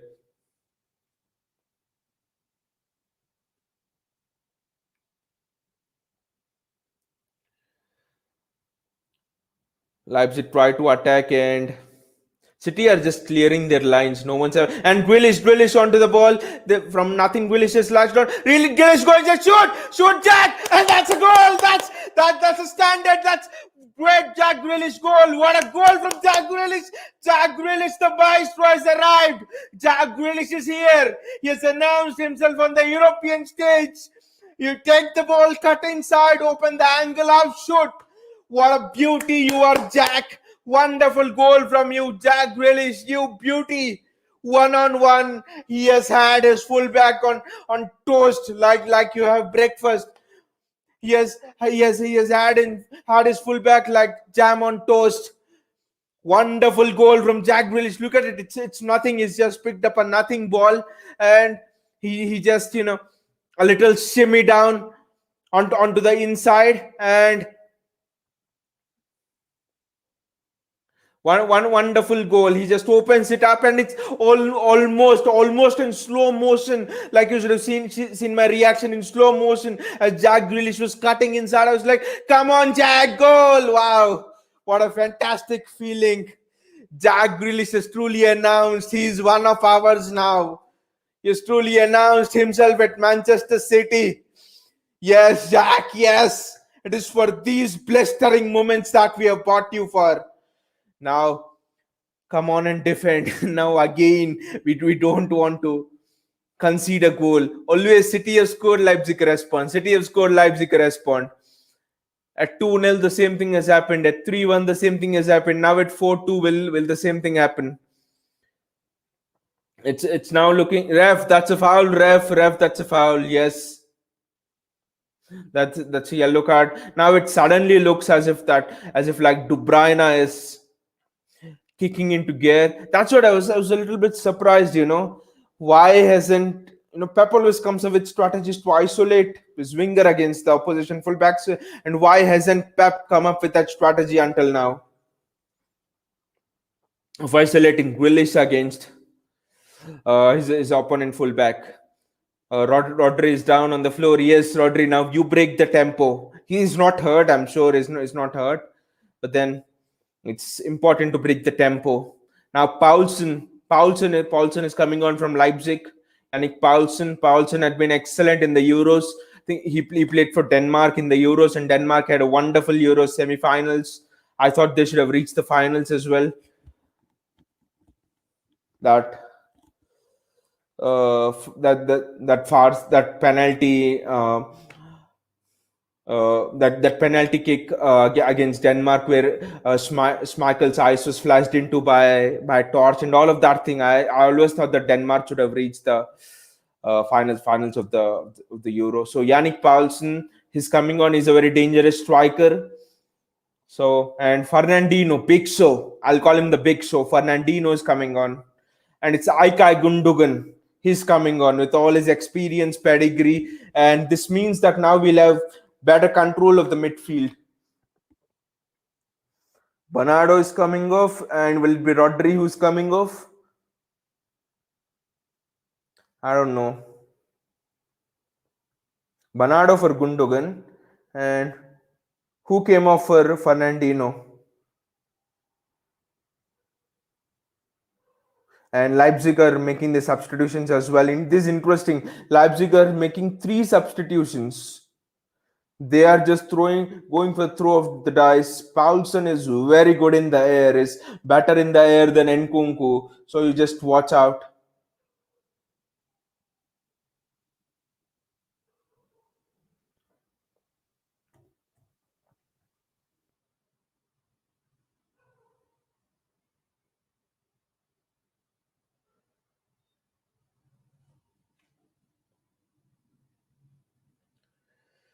Let's keep an eye on the other game that is going on until the substitutions are made. Leipzig are making 3 substitutions.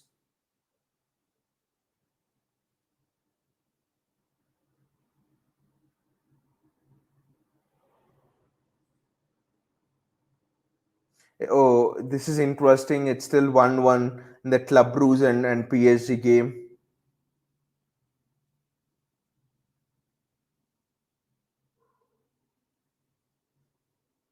This is very very interesting, and Kylian Mbappe has been replaced as well, substitute. But anyway, let us focus on our game and let us finish the job off. No more conceding now. Again, the game is far from over until we strike the last goal. I mean, the next goal. If we strike the next goal, I think that should be it for the night. The game should be done for the night. Ederson passing out from the back, and the centre backs have been split up. I haven't seen this all night as well. Centre backs splitting up. I mean, Leipzig haven't pressed us as much, and Fernandino, that's a foul, ref. It's Fernandino, so he'll get the foul. He knows the art of getting fouls, of breaking that tempo. It's nothing wrong. People say City use dark cards and all of that. So it's nothing wrong breaking the tempo of the game. That's all strategic. Not all games are won on the field. The game is won in the mind as well. 50% of the game is won on the mind. I think Grealish should go in a more advanced position. Is coming back a lot more. Is dropping back a lot more. Rodri is off and Fernandino's on. That was the other substitution. Hope that Rodri hasn't pulled something or and all. No, you can't knock Jack Grealish off the ball. The Leipzig players were trying to knock Jack Grealish off the ball and Fernandino, and that's another foul. See the the way Fernandino goes down, the referee has no choice but to give a foul. I think our players need to learn something from him. Fernandino will have a rollicking. He'll give a rollicking to all of the players in the training ground. What were you doing in the first half when Leipzig players were taking so many fouls? You didn't manage the game well. There will be a big rollicking to all of our players tomorrow morning. Jack Grealish has grown to be much more confident in the City setup, because in the last few games, okay, he was fine, but he looked a bit tentative. It was somehow seemed Jack Grealish looked like he was a bit hesitant, to link up. Okay, he linked up well with Gundogan, but like linking up with Bernardo Silva, linking up with Zinchenko or Cancelo. So he just looked a bit tentative, bit doubtful. But in this match, is that confidence seeping through him. He's pressing well, he's pressing with more authority, he's carrying the more ball with more authority. Leipzig on the break now. And that's a nothing ball from Yannick Paulsen. That's a wasteful ball from Yannick Paulsen.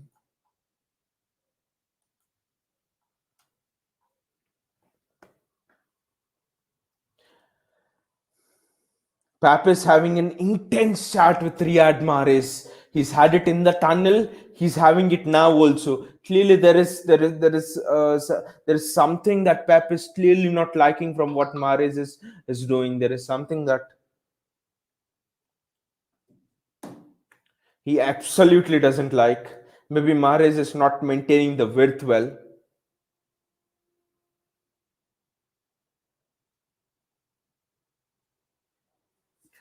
Wow, Gundogan, Fernandinho, and De Bruyne. This midfield looks much more balanced defensively, I would say.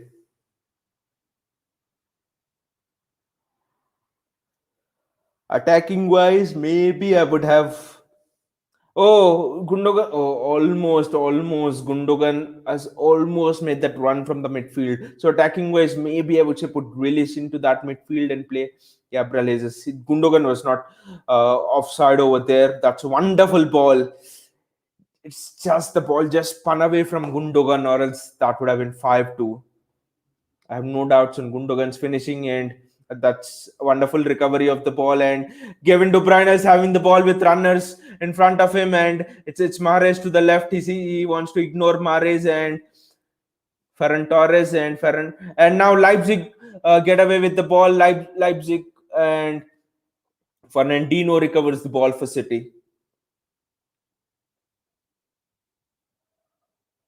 It's almost going end to end now. Pep clearly is not happy with something.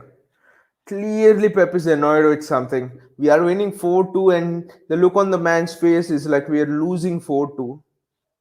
Zinchenko has been crap today, absolute crap. He, I agree that He's not a fullback, he's a midfielder, and he can be really good against teams that sit back in the Premier League, but not at this level in the Champions League. And that's a wonder, Ferran Torres. And Ferran Torres, it's an open goal, and Ferran Torres scores. It's 5-2 for City. What an open goal. I mean, what an excellent goal from Ferran Torres. Was he offside? I don't think he was offside. Oh, the this is interesting. The assistant referee has raised his flag, but I thought that no, he's not offside. He's onside. That goal will stand. He's not offside. Ferran Torres is onside, and that's a striker's finish. That is excellent finish. Aguero would be proud on looking at that from Barcelona. What a finish! The goalkeeper was coming onto the ball, and he's just rushed.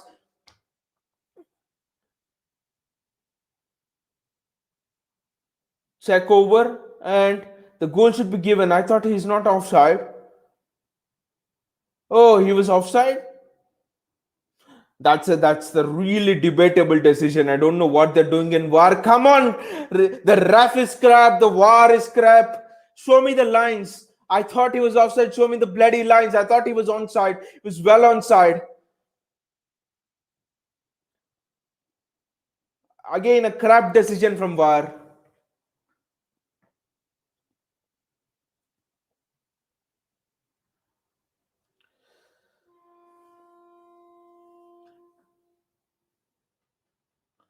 This referee is not going to give us fouls today. And the VAR is not with us. Okay, it's given us a penalty, but that was a blatant penalty. I still don't know how Ferran Torres is offside.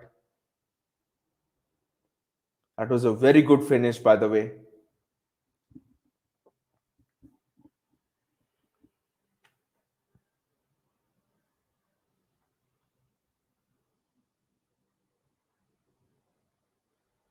Kevin De Bruyne is trying to press. I think he's the trigger for the press now that Bernardo has gone. City have switched on the press, and Leipzig play through the press smartly. City have not been able to press well. That's why Pep is really concerned. City have not at all been able to press well today. Pressing had left a lot of holes. Is it the system? I'm not sure. 4-3-3 against what? 4-2-3-1 that Leipzig have been playing. Oh, Leipzig in the box, and that's well defended from Cancelo down that side, and there's a shot from Angelino, and that's a goal kick for City. So City have not been able to press well. 4-3-3 against a 4-2-3-1. It should be fairly straightforward to press. City have not been able. I mean, thing is, Mahrez has not been able to engage in the press as much.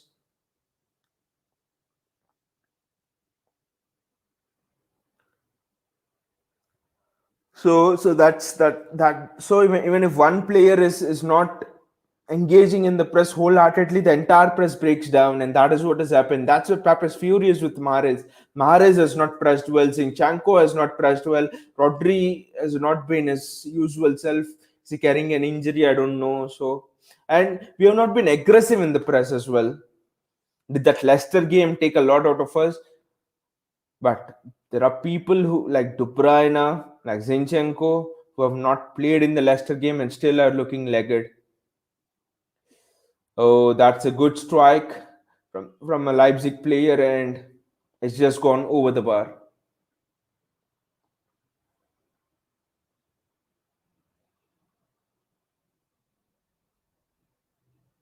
Oh, Phil Foden is coming. Wow, this will be interesting.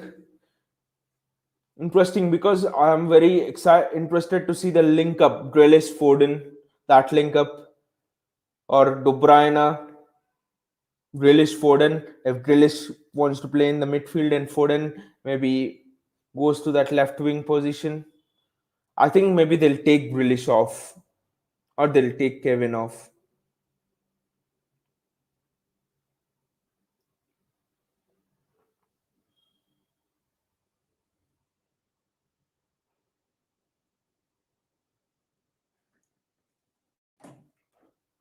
Let me have an eye on. That Club Bruce PSG match again will be really pivotal to the group because we face PSG next.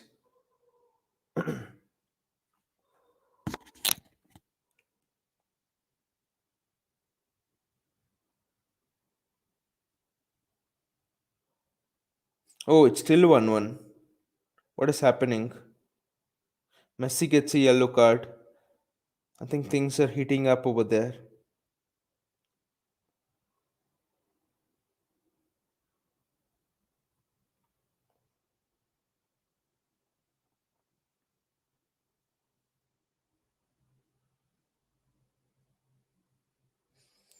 Wow, that is very interesting. PSG Club Brugge is 1-1. So Ferran Torres goes. Raheem Sterling's playing in the middle. So if you ask me about Raheem Sterling, I think that Raheem Sterling's position now, he has to compete for the striker role because on the wing there is that because there is no place on the wing. Gabriel Jesus has been playing very well on the wing. You have Jack Grealish who has scored a goal from the wing. You have Riyad Mahrez competing for that spot on the wing. So Phil Foden on the wing. So Raheem Sterling's positions are really limited now. And as a striker, do I fancy him? Keeping his finishing and everything in mind, no. I don't fancy Raheem Sterling running one on one in the 90th minute, for example. Danny Olmo is off. Leipzig have been making some very aggressive substitutions, which they're bringing on all attackers. In the previous set of substitutions, they removed a CDM and they brought on an attacker. So Fernandino, excellent ball recovery, and the ball has anyway gone out.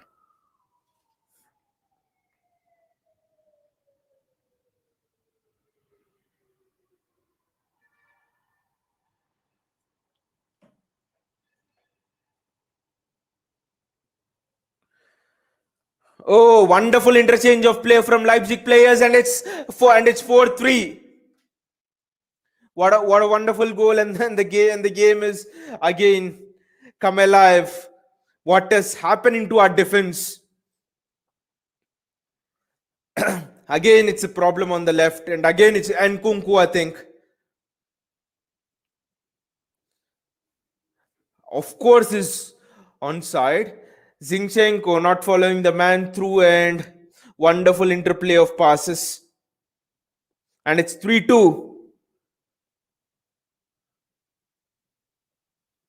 Nkunku is an hat trick today.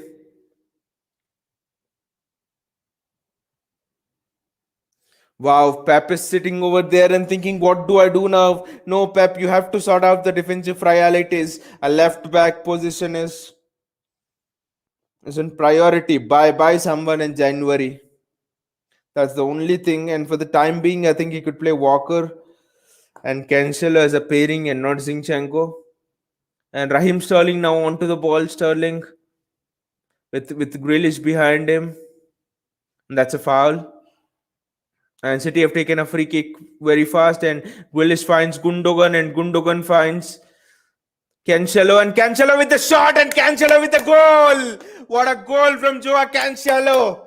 Whenever Leipzig strike back, we have an answer, and that is the beauty, and that is the hallmark of a champion team. Cancelo with an excellent strike, and Nkunku is thinking, how many goals should I have to score today? Because whenever I score, one of the other City player finds the net. That's a wonderful strike from Cancelo. City are again ahead 5-3. Someone actually seeing this game would have thought that it's been a thriller here at the Etihad, but it's been far from a thriller. Yes, in the second half, the tempo has really picked up. But again,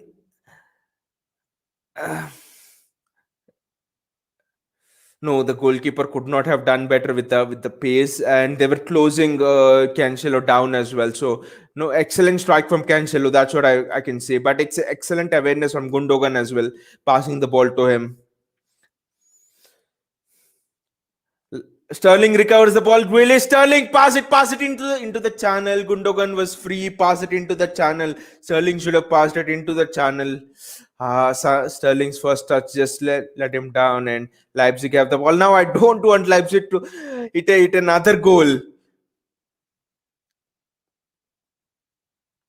Again, Leipzig are looking dangerous. They're on the attack now. Whenever we strike, the next 5 minutes is an attacking phase of play for RB Leipzig. So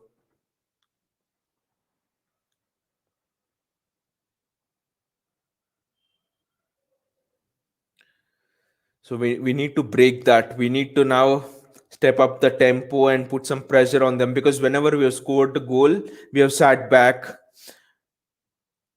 and we have given Leipzig the license to play, and we have only woken up after Leipzig have scored the goal. So we cannot allow that to happen. So Pep is furious about that thing as well. There are many points in this game, especially Mahrez not maintaining the width, Mahrez not tracking back, Zinchenko not being defensively disciplined. Zinchenko looked as if he was lost. Zinchenko did not know when to invert as a fullback and when to maintain the width. He was neither here nor there, and at least two goals that we have considered are on him. That's a really good pass from Fernandino, but it was too heavy. It was very heavy.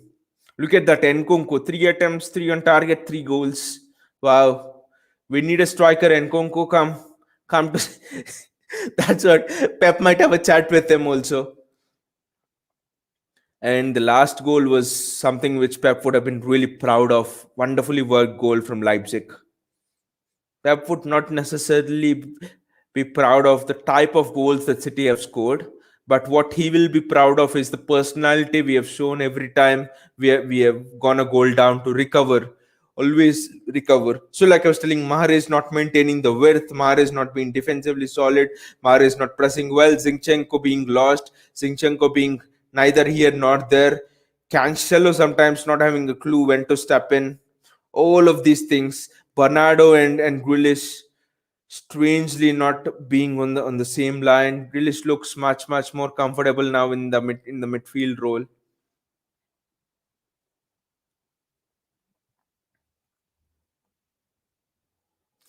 And Cancelo not engaging in challenges enough.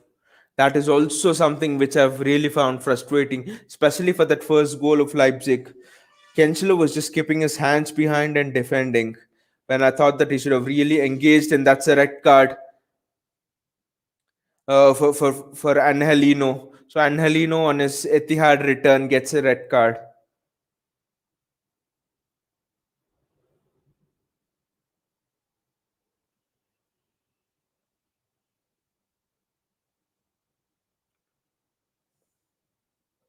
Yes, I mean it's a challenge worthy of red card. Interestingly, it's still 1-1 in that Club Bruce PSG game.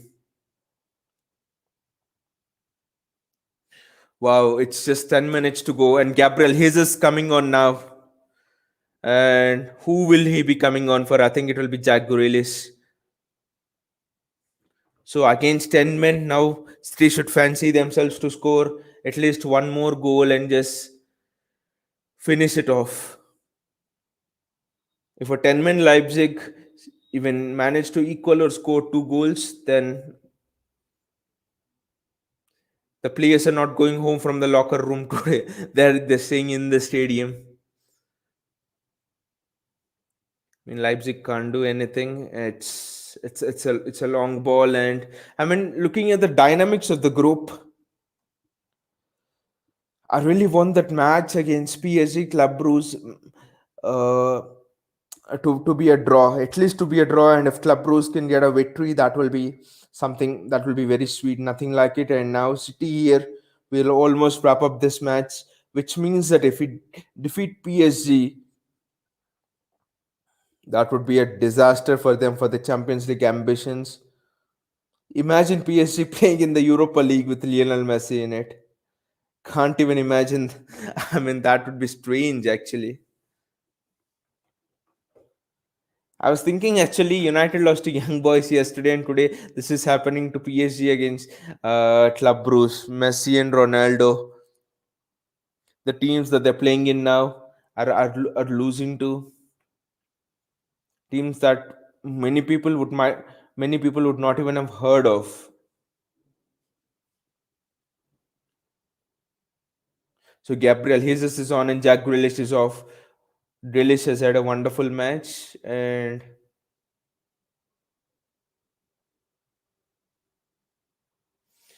that was just, marvelous. Grealish cutting inside. It just gave me goosebumps the way Grealish was cutting inside. That really, that goal of Foden against Liverpool where Foden cut inside last season and scored it now. Grealish, those are the goals that really stay in your memory, that really give you goosebumps, that really make your night. I wake at 2 a.m. here and that Jack Grealish goal makes all of it worth it actually. It's for moments like this that you really watch football for.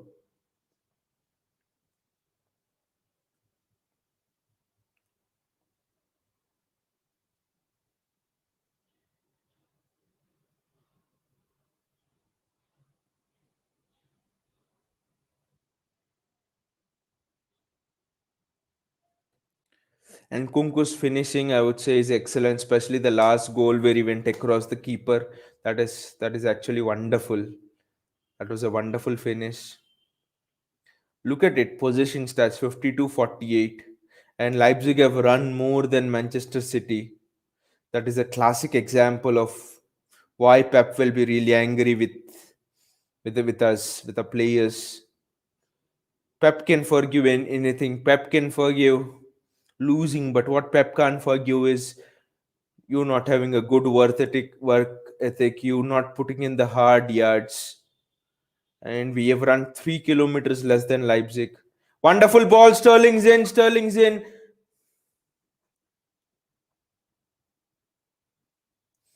And Sterling, it was so obvious that Sterling would look to cut on to his favored foot.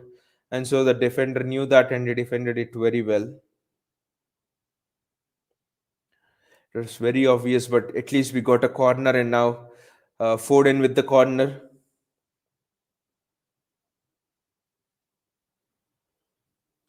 Ake, one more, and it's Fernandino, and it's almost. I thought, but Nathan Ake was offside. I thought Nathan Ake put that in, and interestingly, it's still 1-1. Club Bruce against PSG is still 1-1.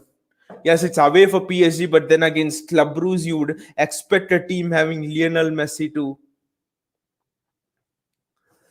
win, to at least win, if not win in style. So Club Bruce PSG 1-1. That will be fascinating thing. Let us keep a keen eye on that because that will really shape the dynamics of this group. This has been smooth sailing for City, especially after Angelin has been sent off. We are playing against a 10-man Leipzig, so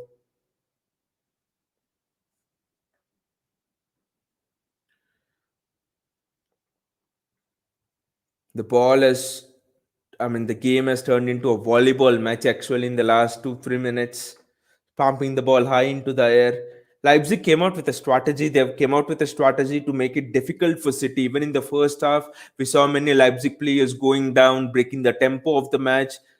Gabriel Jesus, and it's, oh, the angle was very acute. Gabriel Jesus to Riyad Mahrez, and Mahrez just tried to put it in between the keeper's legs, and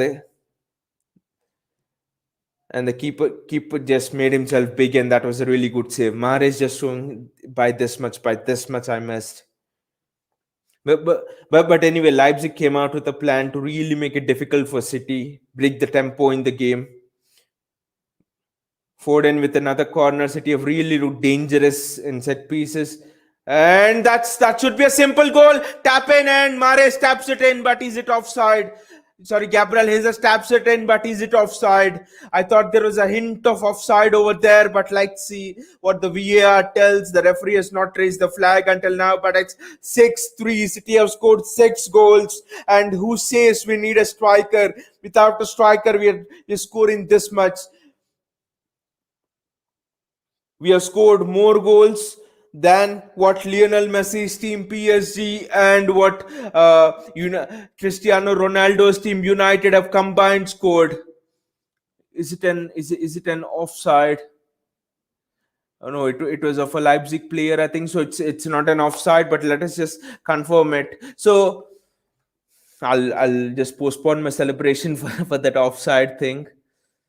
It's narrow. It's actually touch and go. It's the second phase of play where I thought it might be offside, but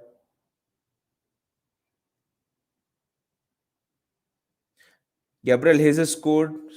What a season he's having! Already has a couple of assists, and now I think it's the second or third goal of the season.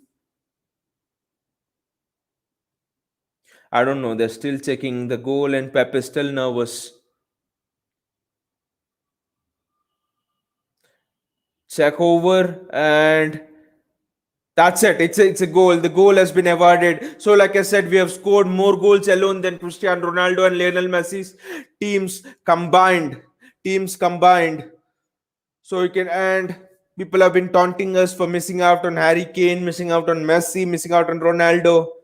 Can their team score these many goals? No. Leipzig on the attack here. Have to up. That's wonderful defending from Ruben Diaz, but you have to really applaud Leipzig that they have been, even though they're down to 10 men, they're still attacking.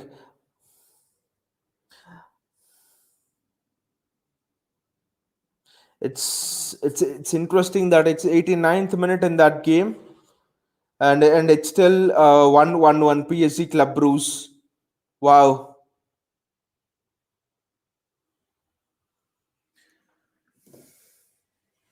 They're showing that offside thing back. It was just margins, it was just millimeters, but then a bit of change to that offside rule and stuff. The goal was allowed to stand. Interesting strategy that Foden's playing on the right.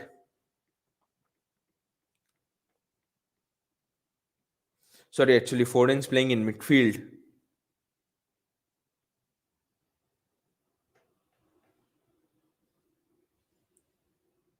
Foden with his energy levels is so important, especially with that tough week coming after 2 weeks where we play Liverpool, PSG in the midweek, and then again we play Chelsea. Potentially, it's gonna be a deciding week for us both in terms of Premier League and in the Champions League as well, where the group is heading. So tough week coming ahead for us, and that's another reason why winning this game is so important. I think we should not rest now. One more goal. Seven would be something. The territory of seven. Six. Okay. Very few teams. And Sterling now. That's a wonderful pass. And the ball is recovered from Mahrez, and oh, it's been put out by a Leipzig player. I thought it was seven. I thought it was actually seven.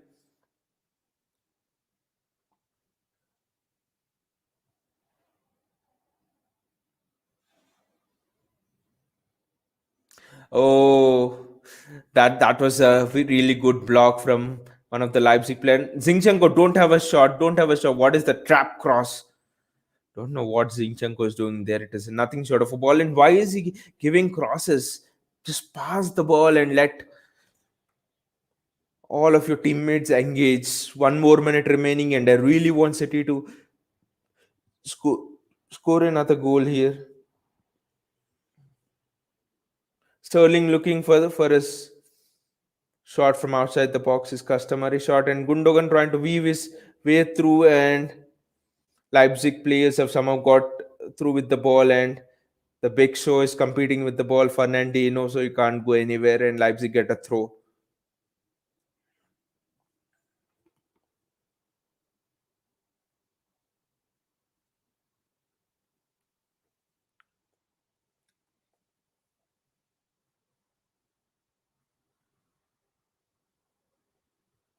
and it's still 1-1 and it's 90 plus 2. I think that game is ahead by 1 or 2 minutes.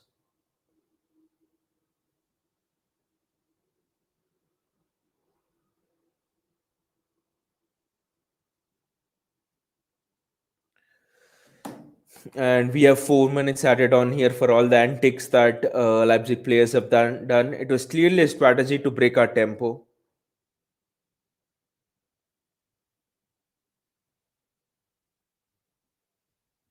Leipzig now look tired, but the fact that Leipzig have run at least 2-3 kilometers more than us will be a very hard fact for Pep to digest. No one can outrun us. They can outplay us, but they can't outrun us. A diagonal ball from one of the Leipzig player, but we have the numbers advantage, so it should not be that difficult. But I really want us to score another goal. Scoring 7 will be a statement of intent when another team in the same group, they have Messi, Mbappe, and Neymar, and cannot score more than one goal.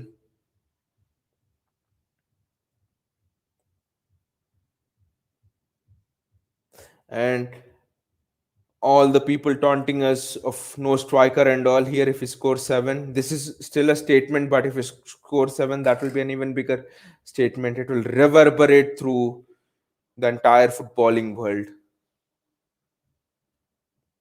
That's a clean win back, and Zinchenko, this could be our last attack. Zinchenko on the ball, and Gabriel Jesus pushed back from the ball, and Gundo pass it. Oh, he had the chance to really play in Riyad Mahrez, but Leipzig emerged with the ball. One thing they've impressed me is they never said die attitude. Leipzig still they are trying to find chances, trying to score goals. Fernandinho gets the ball back and he tries to release Riyad Mahrez, and Mahrez one-on-one, eyeball to eyeball with his counterpart, but no one was there in support. So let me give you an update on that match. Club Brugge versus PSG. I think that match should be over now.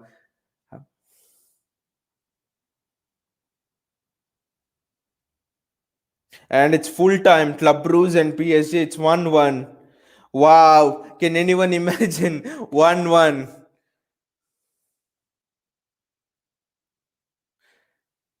And we are in with a chance now to tighten the grip on this group. We beat PSG, and that PSG City encounter will be fascinating now, especially with the fact that PSG are being held.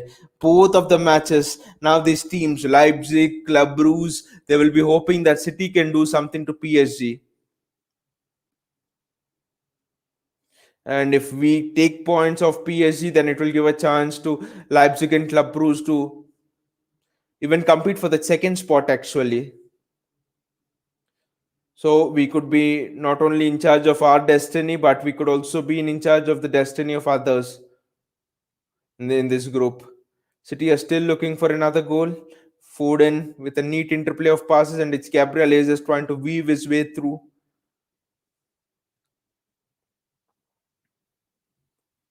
Riyad Mahrez, no, you can't take on so many players all by your own, but it's full time and City have won, and it's a fantastic victory, a victory that was not easy, a victory which we were made to work for. Leipzig had made the game really tough for us. There was no tempo in the game. The Leipzig players were falling down, pretending injury, or actually going to floor far too easily, and they didn't allow City to settle into that passing rhythm. It almost looked like a volleyball match at times with the ball up in the air, and Pep was frustrated at halftime. How when was the last time you saw Pep coming into coming out from the tunnel along with the players, giving them strict instructions? When was the last time you saw Pep speaking so intensively to Riyad Mahrez and Ferran Torres and giving them instructions in the tunnel, standing in the tunnel? So Pep clearly was not satisfied with something, but clearly the personality we showed, the way we put up with the team, that really made things tough for us. And whenever we scored, they scored 2-1. 3-2, 4-5-3, and so it was not an easy encounter, but an encounter which made us realize a lot about our character in coming back from tough situations, especially Leicester. Against Leicester, nothing was going our way, and we fought back and we won 1-0. Here, after that defeat against Spurs, we are just banging in the goals. And another interesting thing is the way Grealish scored. It was just goosebumps. It was just fantastic how Grealish scored.